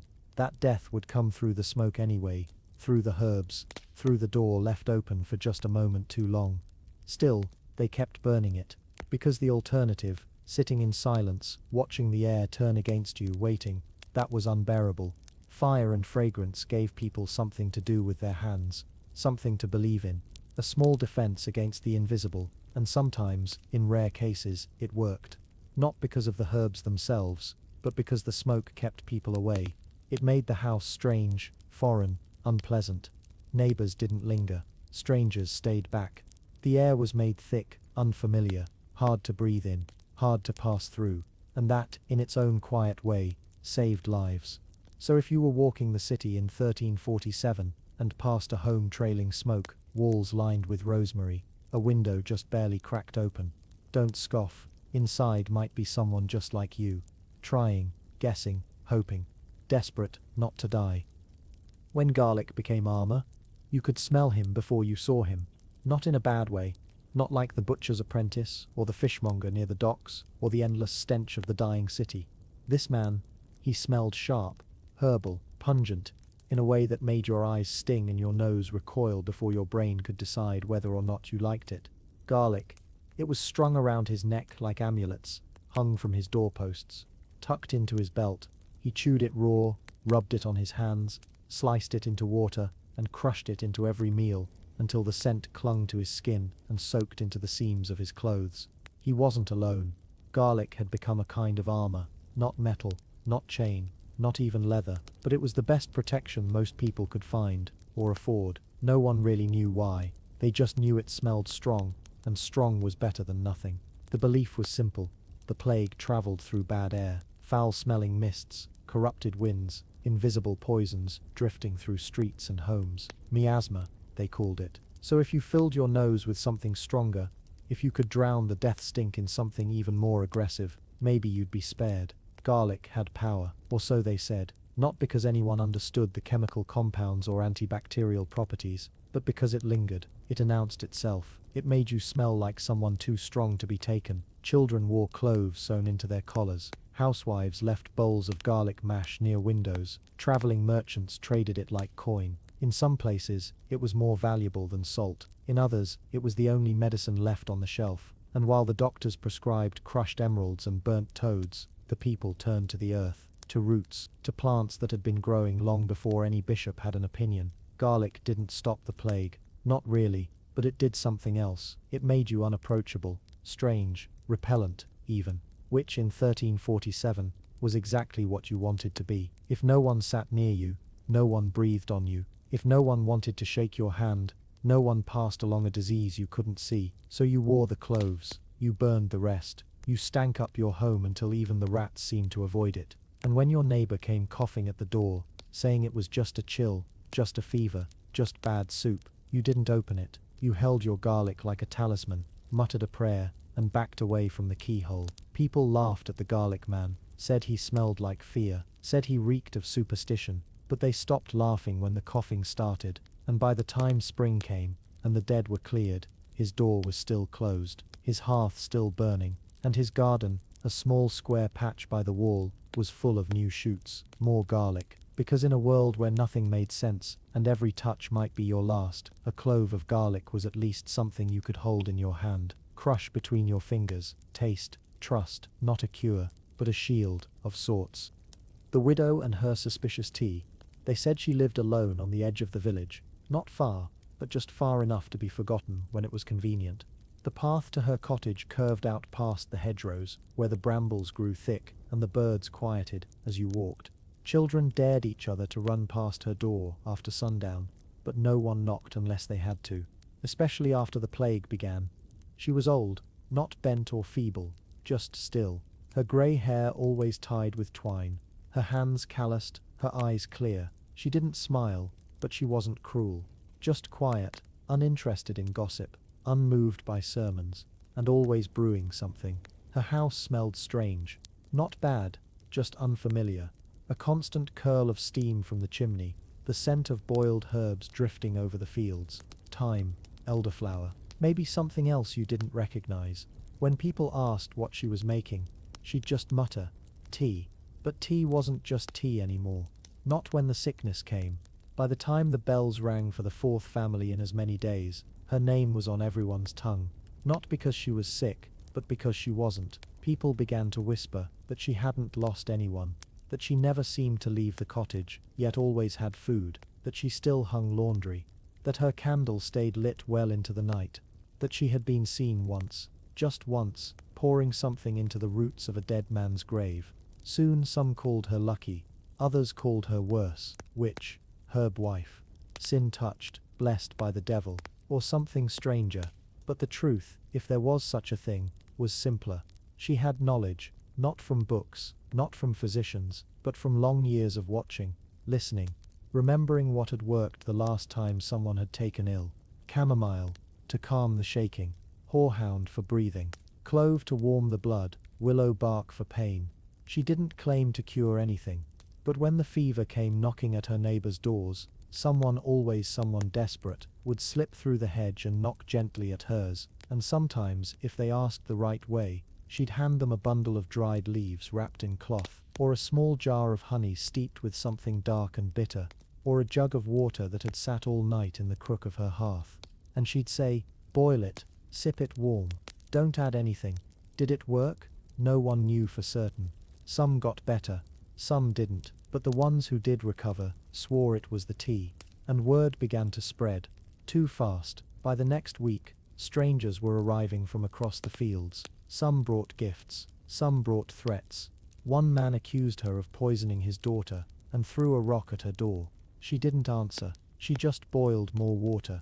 And when the worst of the plague rolled on, when the city closed its gates and the markets were silent, her chimney still smoked, her windows still glowed. People still feared her, but they also left bundles at her fence. A chicken, a cloth of cheese, a sprig of mint with a ribbon tied to it. Not because they trusted her completely, but because in a world unraveling, her little cottage, with its steam and silence and bitter tea, felt like the only place where someone was still trying, not to cure, not to promise, just to survive. Tunnels, taverns, and terrible ideas. It always starts the same way. Someone with coin, someone with fear, someone with a plan just clever enough to sound reasonable, right before everything collapses. This time, it was the merchant's son, pale from worry, not yet from illness.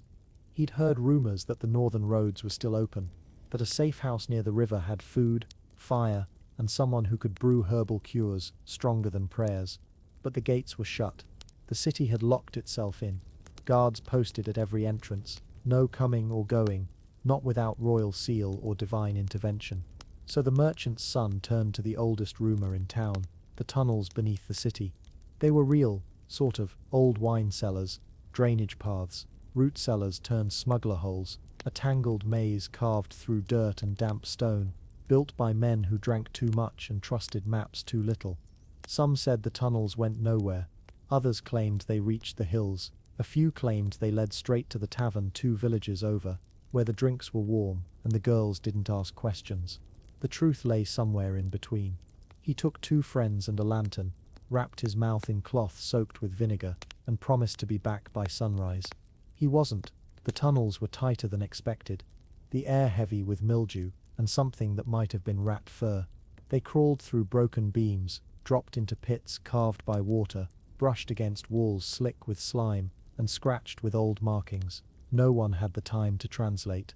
One friend turned back halfway through, the other kept going, teeth clenched, one hand pressed to the dagger at his belt.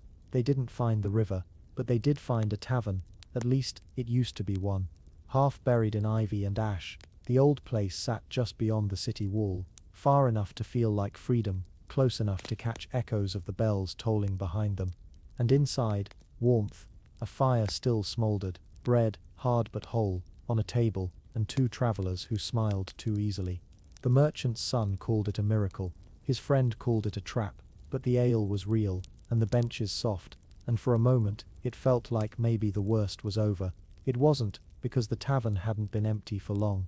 Someone had died there, recently. You could smell it behind the lavender, and smoke, tucked under the floorboards and hidden in the stillness. They drank anyway, and by the time morning came, one of them was already sweating. Taverns were always dangerous during plague time, warm, close, familiar, the kind of place where fear dropped its guard, and hands reached for mugs, and someone always laughed a little too hard at nothing. They were comfort traps, memory dens, gathering places turned graveyards, and tunnels. Tunnels didn't care if you were clever. They didn't care if you had a map or a plan. They just took you in. And unless you were careful, unless you knew every turn, every stale breeze and buried whisper, they didn't give you back. Only the one friend made it out. Weeks later, thin, silent, and with a strange tick in one eye, he never spoke of what happened under the city, never drank again, and flinched every time he smelled lavender, mixed with rot, clever plans, hidden paths, warm inns with soft chairs. Sometimes the worst ideas come dressed as relief, and in 1347, the deeper you went, the more likely you were to bring the plague with you on the way back up. How far would you walk to not die? There were no maps for this kind of journey, no clear path, No signs nailed to trees that said this way to safety. No promises waiting at the end of a winding dirt road. Just stories. Stories about clean valleys beyond the mountains. About small towns that hadn't buried anyone yet. About a monastery so remote, even death hadn't found the door, and so people walked. They walked out of cities where the bells never stopped. They walked through fields abandoned mid-harvest, past ditches filled with forgotten names, some with wagons, some with sacks, some with nothing but their own quiet panic and the rhythm of their feet. They walked barefoot, in winter, through mud, through snow, through silence so wide it made their ears ring. A family from Rouen left everything but a loaf of bread and a copper pot. A widow from Milan walked with her daughter and didn't speak the whole way. A boy from Avignon wandered so far he forgot what the word home used to mean. How far would you walk if it meant you might not die? 20 miles, 50, 100? And what would you give up along the way? Your books? Your blankets? The pendant your sister gave you when the fever hadn't yet reached your street? Because the road took things. It always did. Shoes wore out. Food ran thin. People vanished without goodbyes. One day you had a group. The next, just footsteps behind you that didn't belong to anyone anymore. But still they walked, because rumor was all they had. They followed whispers, of clean wells, of untouched churches, of hills where the air still smelled like pine and not decay. Sometimes it was true, often it wasn't. One village lit torches when strangers arrived. Another locked its gates and left a note. No more, please go. But there were places that opened. A goat farm in the highlands that gave milk and said nothing.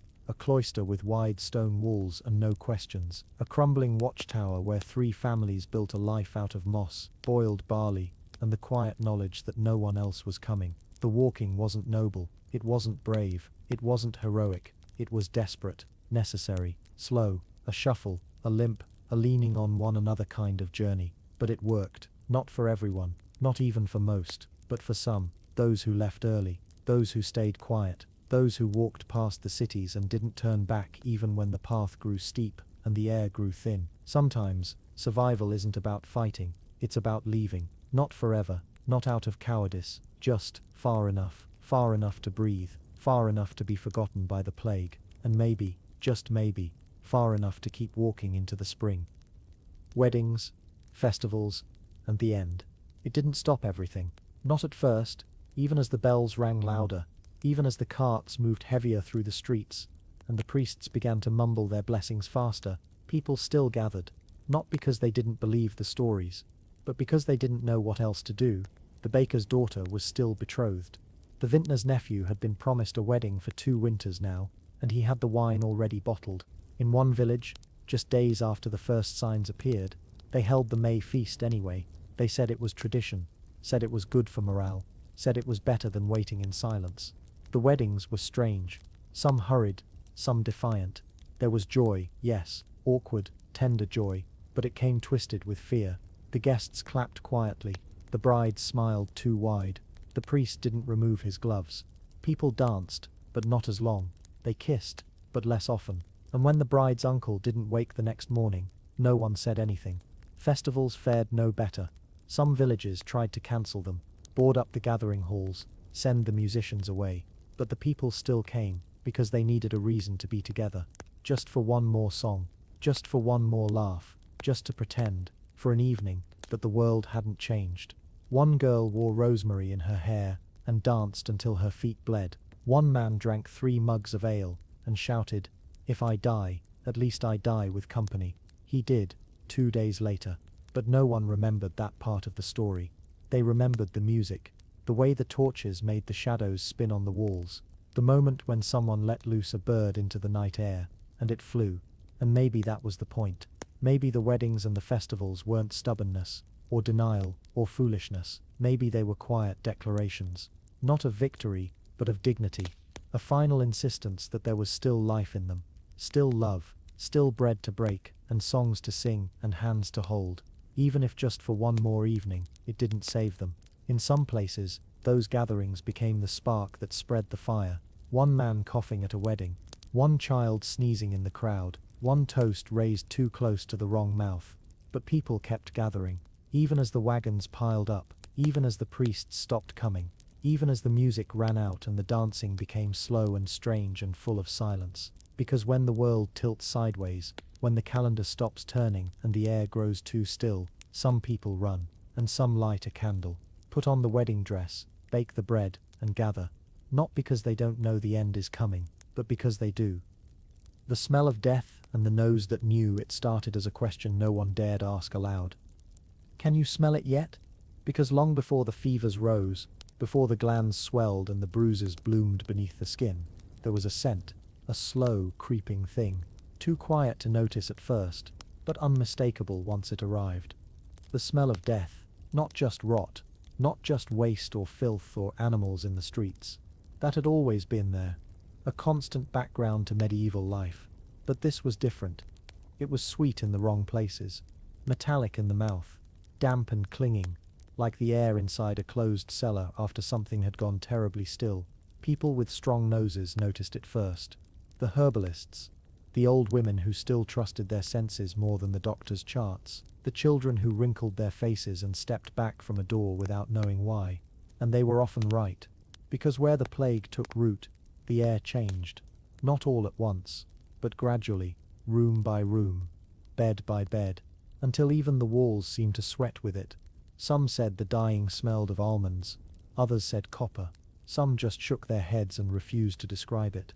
But everyone agreed, when the smell came, it meant the rest would follow. That's why people started carrying flowers, not for beauty, not for romance, but to block the scent. Nosegays, pomanders, bundles of herbs tied tight with string and stuffed into sleeves or clenched in shaking hands. Lavender, mint, rose, anything to drown the truth in something sweeter. Plague doctors wore beaked masks filled with spices and petals, a grotesque garden designed not to heal but to protect, to give their noses one final barrier between themselves and the inevitable. The healthy would sniff constantly. The moment you couldn't smell the flowers anymore, you knew something had turned inside you, and it was too late. There's a quiet kind of tragedy in that the last sense to warn you wasn't sight or sound, but smell, the most primitive, the most overlooked. One girl, they say, walked from one end of her village to the other with a single rose pressed to her face. She turned back only when she could still smell it, and she lived, not because the rose saved her, but because it told her the truth. Sometimes the survivors weren't the strongest or the richest, they were just the ones who knew what to listen for, what to feel, what to smell, and what to walk away from, even if it meant leaving everyone else behind. The man who burned his clothes. He arrived in the village on foot, walking slow, limping slightly, carrying nothing, no bag, no tools, no cart behind him, only a stick for the path, and the scent of smoke still clinging to his skin. He didn't speak at first, not when the children stared, not when the innkeeper waved him away, not even when the old priest stepped outside to make the sign of the cross, just in case. He just nodded, sat down on the edge of the well, and looked at the horizon like he was waiting for it to apologize. It was the boy who asked him, the youngest son of the baker, too curious for his own good. "Where are your things?" The man didn't answer right away, just held out his hands, calloused, burned, still flecked with ash. "Gone," he said finally. "I burned them."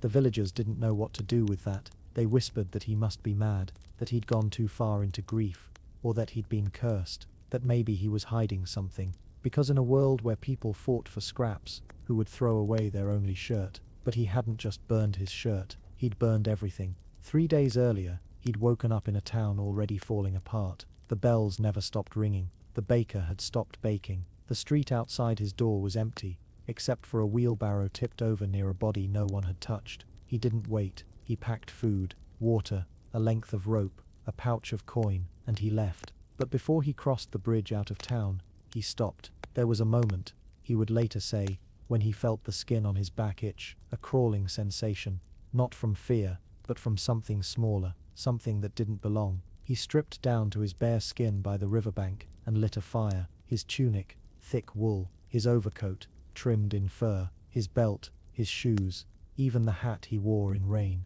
He placed them all in the flames and watched. It felt wrong, felt like peeling away his place in the world, but it also felt necessary, because cloth carried more than warmth. By then, everyone had heard the stories of how death rode in on the backs of fleas, hidden in seams and hems and folds, that a coat worn by a sick man could kill 3 more by week's end. That fur was no longer a symbol of comfort, but a death sentence stitched in squirrel skin. He had no proof his clothes were dangerous, but he had no proof they weren't, so he chose fire. He stood there as the smoke lifted, naked in the tall grass, letting the wind scrub him clean. He bathed in the river with handfuls of sand, rubbed his skin raw, let the current carry away anything the fire hadn't touched. Then he walked, no shoes, no cloak, just a linen rag he found near an abandoned mill, tied at the waist. One step, then another, away from the bells, away from the market square that smelled wrong, away from the woman who coughed once,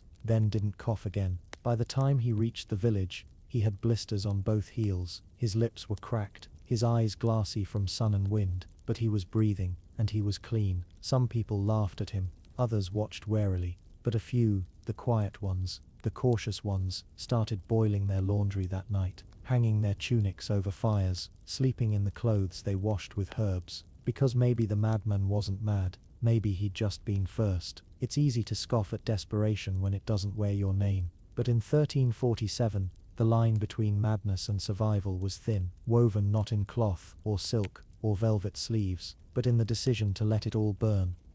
A bath could be the difference. By the time the plague arrived, bathing was out of style, not just unfashionable, dangerous.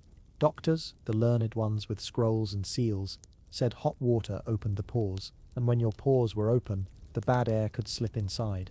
Miasma, they called it, death in vapor form, invisible, but everywhere. And so, people stopped washing.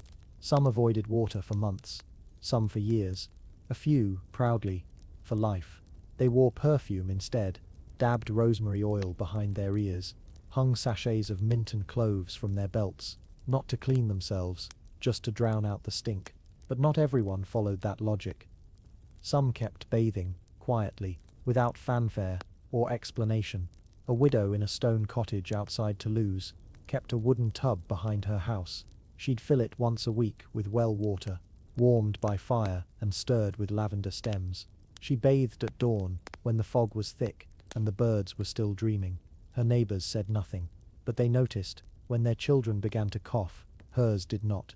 When their husbands grew pale, hers remained pink-faced and warm. They whispered, first suspicion, then jealousy, then wonder. She didn't preach, she didn't share, she just boiled her linens, scrubbed her skin, and sat in the sun to dry. There's no record of her prayers, no stories of talismans or secret brews. Only this, she lived. Others followed in secret. An apothecary in Prague kept a tin basin behind his shop and washed his hands before every sale. A shepherd in the Alps dug a shallow spring-fed pool and rinsed his feet each night before sleep. A young novice at a hillside monastery asked to clean the floors more often, not out of piety, but so she could wash her own hands without drawing suspicion. They weren't immune, they weren't chosen, they were just clean, not perfectly, not constantly, but more than most, more than enough. Because fleas don't cling to wet skin the way they cling to sweat and grime. Because clothes washed in vinegar and sunlight lose the scent that calls them. Because sometimes, just sometimes, the old ways help, even when the old books get it wrong. A bath wasn't a cure, but it was a line, a decision, a daily ritual that said, not today, not through this skin, not through this cloth, not into this house. Even the smallest acts can echo. Even a bowl of water and a scrap of soap can mean something when the world is burning. In 1347, a bath could not stop the plague, but it could make the difference between bringing it home and letting it pass you by. Fleas wore you like a cloak. You probably didn't feel the first bite. It was small, almost nothing. A pinprick near the ankle, or behind the knee, or in the soft skin just under your collar where your tunic rubbed. But that was how it started. One bite, because by 1347, you weren't walking through the world alone, you were being worn by them. Fleas didn't care if you were rich or poor, clean or clever, beloved or hated. They only cared that you were warm, that your blood still moved, that you weren't yet so sick that they'd need to find another host. And in a world where soap was rare and layers of wool trapped more than heat, the fleas moved in without permission. You wouldn't see them at first. Maybe you'd scratch. Maybe you'd blame the hay, or the seams of your shirt, or the itchy wool cap your aunt knit for you when the weather turned. But by the time you noticed, they were already living with you, crawling through your sleeves, hidden in the folds behind your knees, nesting in your bedding, your boots, the fur lining of your overcoat. You became a host, not by choice, just by being alive. And every step you took, you carried them, into markets, into churches, into the homes of people you loved, who welcomed you with bread and warmth and unknowing danger. You couldn't feel their weight, but they were there, dozens of them, maybe hundreds, not visible, not loud, but lethal, because it wasn't just you they needed, it was who you'd stand near, who you'd brush against, as you passed a jug down the table or leaned too close to hear someone whisper. You were more than a victim. You were a vehicle. That's the part people didn't realize soon enough. They thought the sick gave the plague to the sick, that you could see it, hear it in someone's voice, smell it in their breath, avoid it by looking away. But the danger wasn't just in the coughing man in the square, it was in the healthy ones. The ones who hadn't yet noticed the lump forming in their groin. The ones who still sang in the evenings. The ones who still looked clean, still looked kind, but were already cloaked in a crawling death. There's something quiet and terrible in that you could be the danger, that you could carry the end wrapped up in your own sleeves, that something so small, so forgettable, could use your body like a cloak. The people who burned their clothes understood. The ones who sat in the sun and beat their tunics with sticks. The ones who left their cloaks behind and walked barefoot into the hills. They weren't just strange. They weren't just fearful. They were trying to shrug off a coat they hadn't meant to wear. Because in 1347, you didn't need to get sick to die. You just needed to wear the wrong thing. Sit in the wrong place. Let the fleas ride on you long enough to find someone else. And the cloak they made of you didn't come off easily. A bucket of grain and a locked door. Some people didn't wait for a bell to toll. They didn't stay to see the neighbor's smoke change color. They didn't line up at the church for news or wander through the market trying to guess who looked a little too pale. They just left. Or rather, they closed. A few families, not many, not enough, understood early what was coming, and they made a choice. Not a loud one, not the kind with announcements or tearful goodbyes, just a door. Shut, bolted, and never opened again. The rest of the world called them mad, said they were overreacting, that it was just a sickness, that it would pass, that surely it wasn't that bad. But the family who locked the door wasn't listening. They had something better than faith or luck. They had grain, 1 bucket, then 2, then more. They gathered sacks of flour, dried beans, cured meat, water from the stream, bundles of firewood, herbs wrapped in linen and tucked into the rafters. It didn't look like much, but it was enough to stay inside, not just for a few days, but for a season. They knew what was outside, or at least they suspected. They heard the whispers of black spots, of sudden deaths, of houses gone silent overnight. So they stopped waiting, and they pulled the latch. Inside the house, time changed. Days were measured by the rise of smoke from the chimney, by how much grain remained in the second bucket, by the number of times someone stirred the soup and said nothing at all. The children didn't understand at first. They missed the fields, the dogs barking down the lane, the Sunday bell, but soon they stopped asking. They saw the way their mother stared at the door, as if it might open itself. They saw the way their father listened at the window, then shook his head slowly, and they stayed quiet. The family boiled their linens in vinegar, even though the water was scarce. They lit rosemary on the hearth, just in case. They cleaned everything twice. Then again, the door once locked became sacred, not a barrier, a shield. Weeks passed, then months. When they ran out of bread, they made porridge. When they ran out of meat, they picked bitter greens from the garden before sunrise and buried the roots again so no one would see. And still, they did not open the door. Outside, the world kept dying. One by one, the houses up the hill went dark. The neighbor's chimney stopped smoking. No carts came down the lane anymore. No one knocked.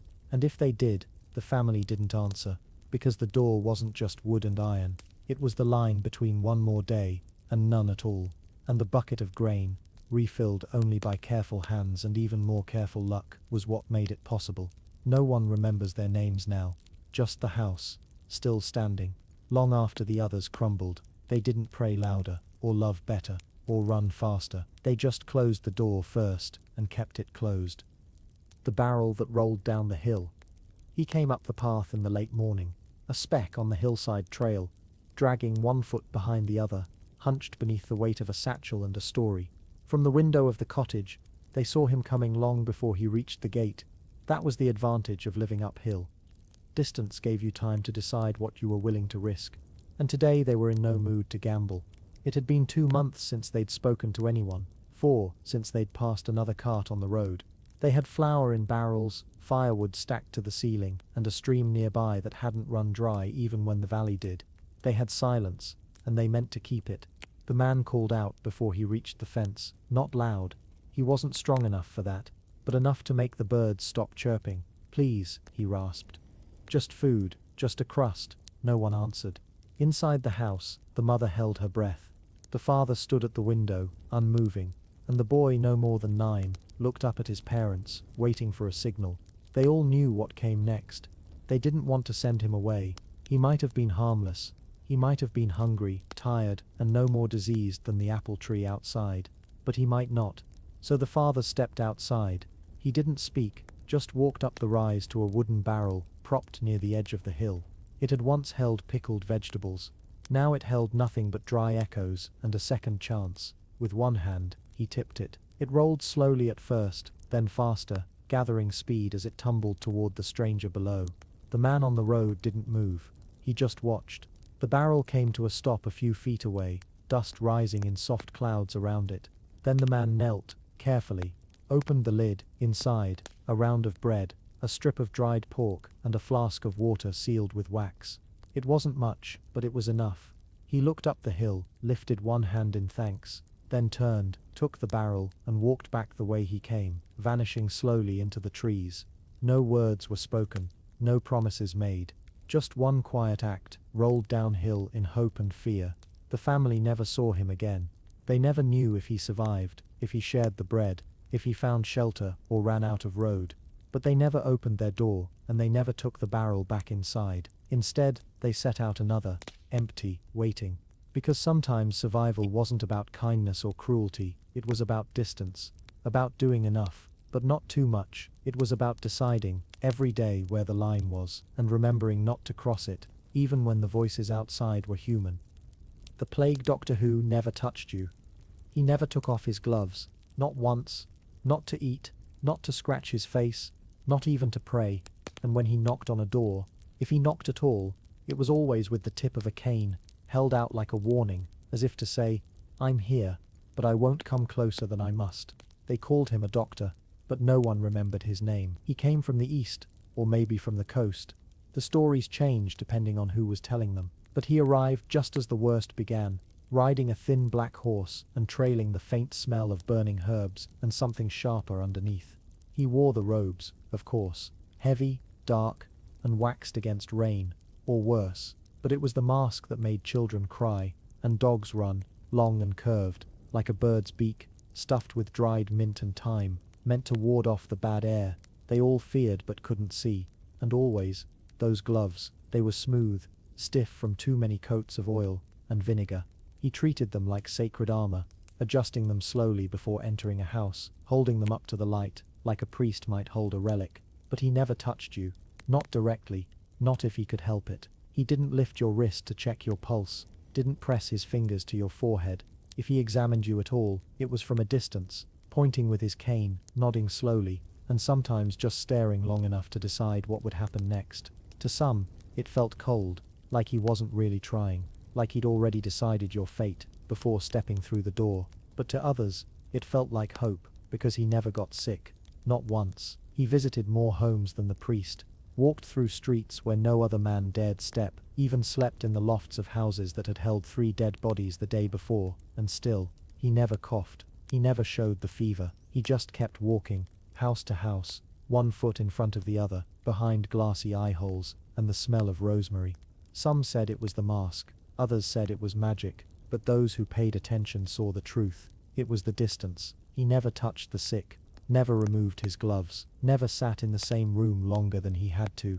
He boiled his tools, washed everything in wine, refused to eat food unless it was still steaming, and above all else, he stayed apart, a ghost in the streets, a shadow behind the door. He didn't save many lives. That's the truth. People don't like to tell, but he didn't spread death either. When he came to your home, he might not cure you, but he wouldn't make it worse. He wouldn't kiss your forehead, or hold your hand while you wept, or whisper blessings in your final hour. But he also wouldn't carry the plague on his sleeves to the next village, and in a year when even kindness could kill you, that was enough. So when people say plague doctor, they picture the mask, the robes, the strange silhouette under a dying sun. But the real story is this: he never touched you, and maybe that's why he survived.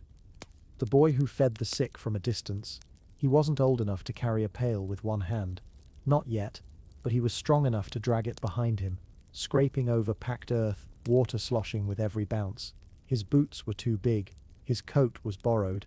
His name has long been forgotten, but not his route. Every morning, just after sunrise, he slipped through the garden gate with a cloth sack over one shoulder and a wooden spoon tied to his belt. The village said he was a fool, too young to understand what was happening, too soft to leave the sick alone. His father had died early, his mother was in bed, barely breathing, her hands hot and trembling beneath the covers. And still, the boy left the house each day, sack swinging, spoon rattling, heading down the narrow trail between homes that no one else dared walk. But he never stepped inside a house. Not once. He had a system. Every stop was the same. He'd set the pail down 10 paces from the door, pull a cloth-wrapped bundle from his sack, bread, mostly, or thin soup, if they had onions left, and ladle it into the bowl, carefully, slowly, then place it near the doorstep on a flat stone. He never knocked. He didn't need to. If they were still alive, they'd hear the pail, the scraping, the soft clatter of ceramic. It was enough. And then, he'd walk away, not far, just back to the fence, where he'd wait, watching, not speaking. If someone came to the door, he nodded once. If no one came, he didn't cry. He just picked up the bowl again, poured the food back into the pail, and moved on to the next house. One day, the baker's wife crawled out from her doorway, barely able to stand. She saw him watching from the hedgerow and whispered, "Why?" The boy didn't answer, just turned and walked away. She died that night, but her husband lived, and he told the others. The boy feeds us, quietly, from the road. They started calling him the ghost lad, a figure that moved like smoke between shuttered homes and death-still windows, always 10 paces away, always silent. The church doors stayed shut. The priest vanished weeks earlier. Most thought the boy would be next, but he wasn't. Somehow he stayed well. Maybe it was the fresh air, or the distance, or the way he never touched anything but the spoon. Maybe it was just luck, but he never stepped inside. Not when someone begged, not when a child cried, not even when his own mother stopped answering his voice.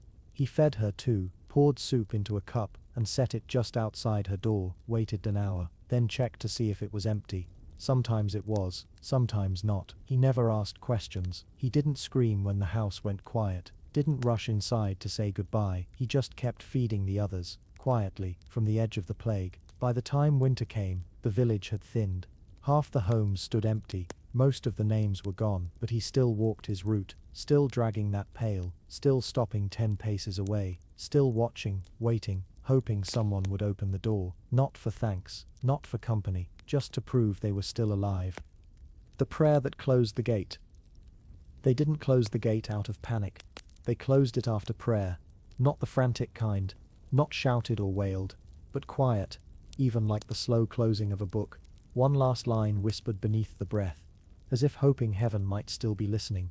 The village had one road in, narrow, rutted, with stones that remembered more hooves than wheels. It passed under a small wooden arch that some called a gate, though it had never needed to be closed before. There was no lock, no guard, just 2 planks, roped to swing shut in storms, though no one had tied them shut in living memory. But that year the air turned still, and the smoke hung low, the priest stood before the gate, with a candle in one hand, and a bowl of water in the other. He said it wasn't fear that brought him there, it was duty. People had begun dying in the towns along the river. Letters, when they came, carried more ash than words. A merchant's son returned from the south, and fell sick before sunset. His mother died 2 days later. The baker's apprentice began coughing the same morning, and still the road remained open. The village elders met in the chapel, not to make a decree, but to seek a sign. They lit 5 candles for 5 families, 1 for the dead, 1 for the living, 3 for those they hadn't heard from yet, and they waited. The priest stood in silence for a long while before he finally spoke. If we leave it open, they will come, he said. He didn't mean the sick, he meant the desperate, the travelers with no homes, the wanderers from villages already burned, the ones who would trade a story for a bowl of soup, who would kneel outside your gate and weep until you opened the door. And once they were inside, the plague would be too. The people didn't argue, they didn't raise their voices or pound their fists, they just lowered their eyes. They knew. The priest carried the candle down the path himself, one slow step after another. A handful of villagers followed, not to object, but to witness. Some of them clutched rosaries. One woman carried a sprig of rosemary in her apron pocket. A child held tight to his grandfather's coat. When they reached the gate, the priest poured the water on the earth beneath the arch, not as a warning, but as a boundary. Then he lit the candle, held it up, and whispered the prayer. Let those within be kept, let those without be blessed, let the gate stay shut, and the Lord keep watch. Then he pulled the ropes tight, tied them in 3 knots, one for mercy, one for wisdom, one for strength. No one cheered, no one wept, they just turned, quietly, and walked back up the road. From that day on, no one crossed the arch, not in, not out. Messages were left in the hollow of the elm tree at the bend. Food for strangers was placed in baskets near the river bend, far from any door. If someone approached, they were met with silence, or at most a voice calling out from a hidden window. Inside the village, life continued.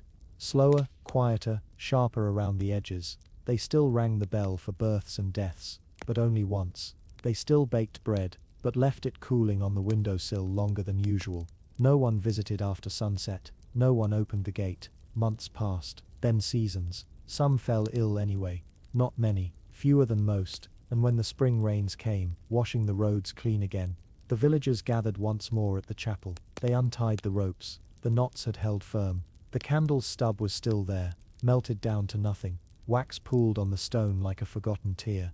They said another prayer that morning, not to celebrate, but to remember, because the gate hadn't saved them. Their choices had, quiet ones, hard ones, but necessary. A gate, after all, is just wood and rope, but a prayer is what makes it matter.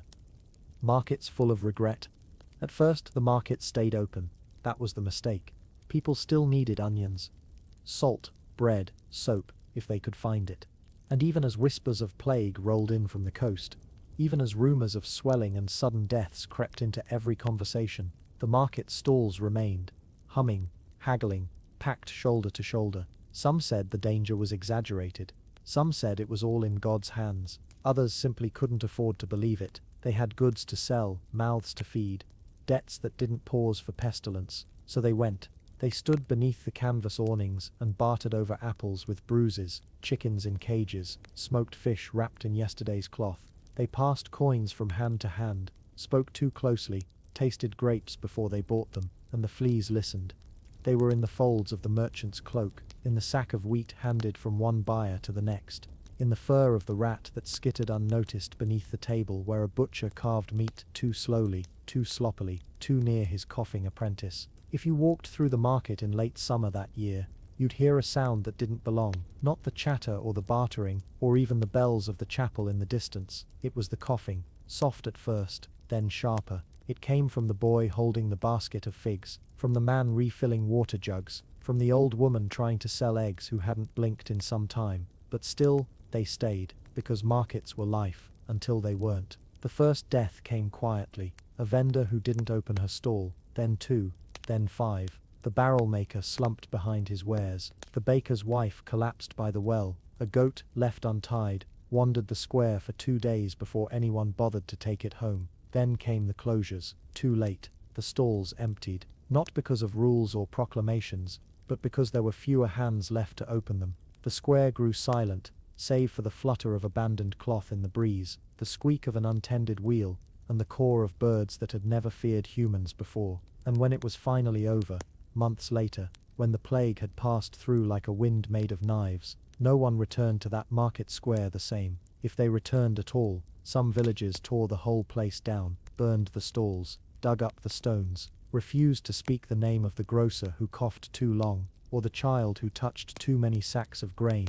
They weren't blamed, not out loud, but everyone remembered, because the market had been open when it should have closed, because someone had wanted cheese, or barley, or a ribbon for their daughter's hair, and instead, They brought home silence. Markets had always been places of trade, but in 1347, people traded more than goods. They traded time for risk, comfort for infection, and in the end, they traded their lives for a loaf of bread. The rooftop garden that grew alone. It wasn't much of a garden. A few wooden crates, some cracked clay pots, a scattering of soil scraped together from the riverbank and hauled up, bucket by bucket, to the roof of a narrow townhouse near the southern edge of the city. Most people never noticed it. They looked past it on their way to the market, or the chapel, or the neighbor's stoop, where bread was sometimes shared and sometimes stolen. But on quiet days, when the wind blew from the east and the city stank less than usual, you could smell rosemary from the street below. The garden belonged to a woman named Uldith. She had no husband, no children, just the narrow house, a black cat, and a habit of not opening her door for anyone. They called her Odd, a spinster, which sometimes if they were angry or afraid, but she didn't mind. She had her herbs, her solitude, her sky. She started the garden the year before the plague came, not out of foresight, just weariness. The markets had grown tense, the bread smaller, the neighbors louder, and she liked her hands in the soil more than around a coin purse. So she climbed the stairs to the roof, cleared away a few broken tiles, and planted what she could. Garlic, chives, mint, a squat lemon tree in a pot she stole from the undertaker's porch. It grew slowly. Most things did in that city, but then the plague came, and everything below changed. The streets emptied, the markets died, the bells rang too often and too long until no one could tell if they were meant for morning or mourning. And still, the rooftop garden grew. No one visited her. No one asked questions. No one brought news. But the wind still came. The sun still warmed the soil. And every few days, Uldith could be seen, through half-closed shutters or in the glimpse of dusklight, kneeling in the dirt, whispering to her herbs, brushing ash off the leaves with fingers wrapped in cloth. Some said she had gone mad. Others said she had cured herself, that her herbs were magic, that she had made a pact with something older than doctors. But the truth was simpler. She stayed away. She didn't go to the market. She didn't answer the knock at her door, not even when the priest came. And she didn't speak to the man who stood coughing at the foot of her stairs for an hour before vanishing into the fog. She just tended the garden. From above, where the air was thinner, the rats fewer, and the world a little less broken, months passed. The lemon tree dropped a single fruit. The mint spread wild across the edge of the tiles. And Uldith, alone on her rooftop, survived. Because sometimes safety wasn't in strength, or money, or medicine. It was in quiet. It was in distance. It was in a garden that no one else touched. And by the time the streets below began to fill again, with new voices, new griefs, new markets, the garden had grown into something more. Not just food, not just herbs, but proof that something green could still rise from a world gone grey. Don't let Gregory in. His name was Gregory, and before the plague, everyone liked him. He had a way of making people laugh when the bread was thin, or the roof leaked, or the mayor said something ridiculous about taxes. He could fix a broken hinge with twine and a prayer. He once wrestled a goose for a child's toy, and won. He never asked for payment, just stories. Gregory knew everyone's name. He remembered who hated onions, and who whispered too loud in chapel. He helped old Tom build a fence, and sat with Marta when her dog died. He was, as one neighbor put it, the kind of man you didn't have to knock for, just walk in. But when the plague came, everything changed, and the locks came out. Not just on doors, but in hearts. People stopped visiting. They stayed inside. They whispered through windows and handed loaves through cracked shutters.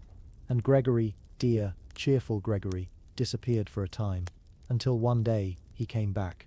But he wasn't laughing. He stood in the rain, barefoot, mud to his knees, shivering like the sky had turned on him personally. His face was grey, his lips cracked. He leaned against Marta's doorframe and called out softly, "It's not so bad, just a chill. I just need a place to rest." Inside, she didn't move. She was holding her breath. She remembered what her cousin looked like before he died. That same wet sweat, the fever in the voice, the way the skin lost its name. She knew what this was. Gregory knocked again. "Please," he said. "Just for the night. I'll stay by the fire. I won't touch anything. I'm just so cold." Still, she didn't answer. Not because she hated him, because she didn't, because she loved him, like a brother. And that was exactly the problem. In the next house, someone else heard him. Then another. Soon 3 families stood behind their doors, listening to Gregory's voice grow quieter, softer, more desperate. "Is anyone there?" he asked. "I think I just need sleep." No one moved. No one answered. Someone whispered through the wall, "Don't let him in." Not cruelly, just plainly. Like someone reading from a rulebook no one wanted to write, because letting him in, kind, wonderful Gregory, could mean letting death sit by your fire, letting the sickness take your children in exchange for one more story, one more smile, and none of them could make that trade. So he left. He didn't scream. He didn't curse. He just turned, one foot dragging slightly, and walked down the path, away from the homes he had once been part of. No one saw him again, but his name lingered. People left bread at the edge of the village for a week, a scarf, a note folded 3 times, and never read. But the doors stayed shut, because in the world of the plague, survival didn't always look like bravery. Sometimes it looked like silence. Sometimes it looked like a locked door. Sometimes it looked like not letting Gregory in. How you lived meant how you died. The Black Death didn't choose at random. It felt like it did, at first, like the wind just spun the wheel and pointed. One day a merchant dropped in the middle of a story.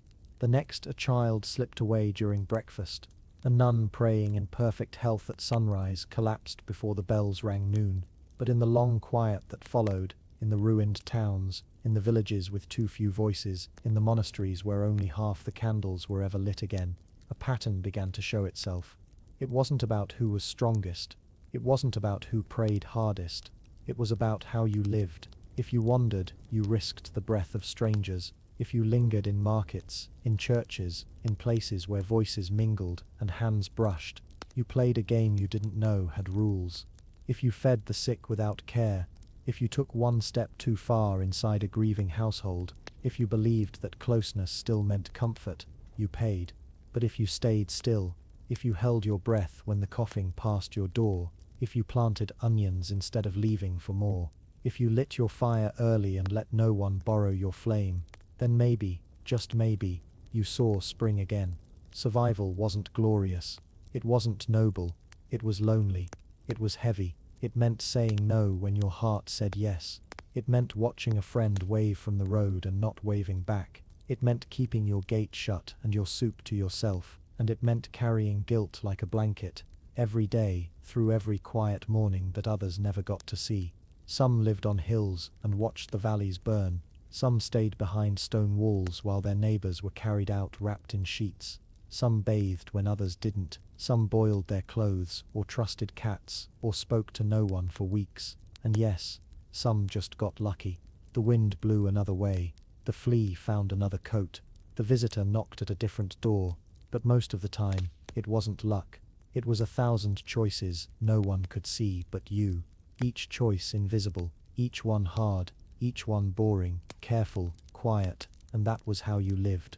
And that was how you died. By a cough shared too closely, by a robe worn too long, by a market trip you couldn't skip, or by the quiet, the withdrawal, the space between footsteps, the locked door, the bread left on a stone, and when it was over, truly over, the ones left behind didn't cheer. They didn't throw open the shutters or call out in joy. They opened their doors slowly. They stepped outside with stiff limbs and cautious eyes. They walked past homes that would never open again. And they gathered, not to celebrate, but to count who was left, what was left, and who they had become, in the stillness between days. The plague didn't just take, it changed what survival meant. It made caution heroic, it made distance sacred, and it made people understand in a way no sermon ever had, that how you lived always shaped how you died. Even now, hundreds of years later, we whisper about it, in stories, in songs, in old stone wells and weathered graveyards, in rosemary left on thresholds, in garlic hung above the hearth, though no one remembers why.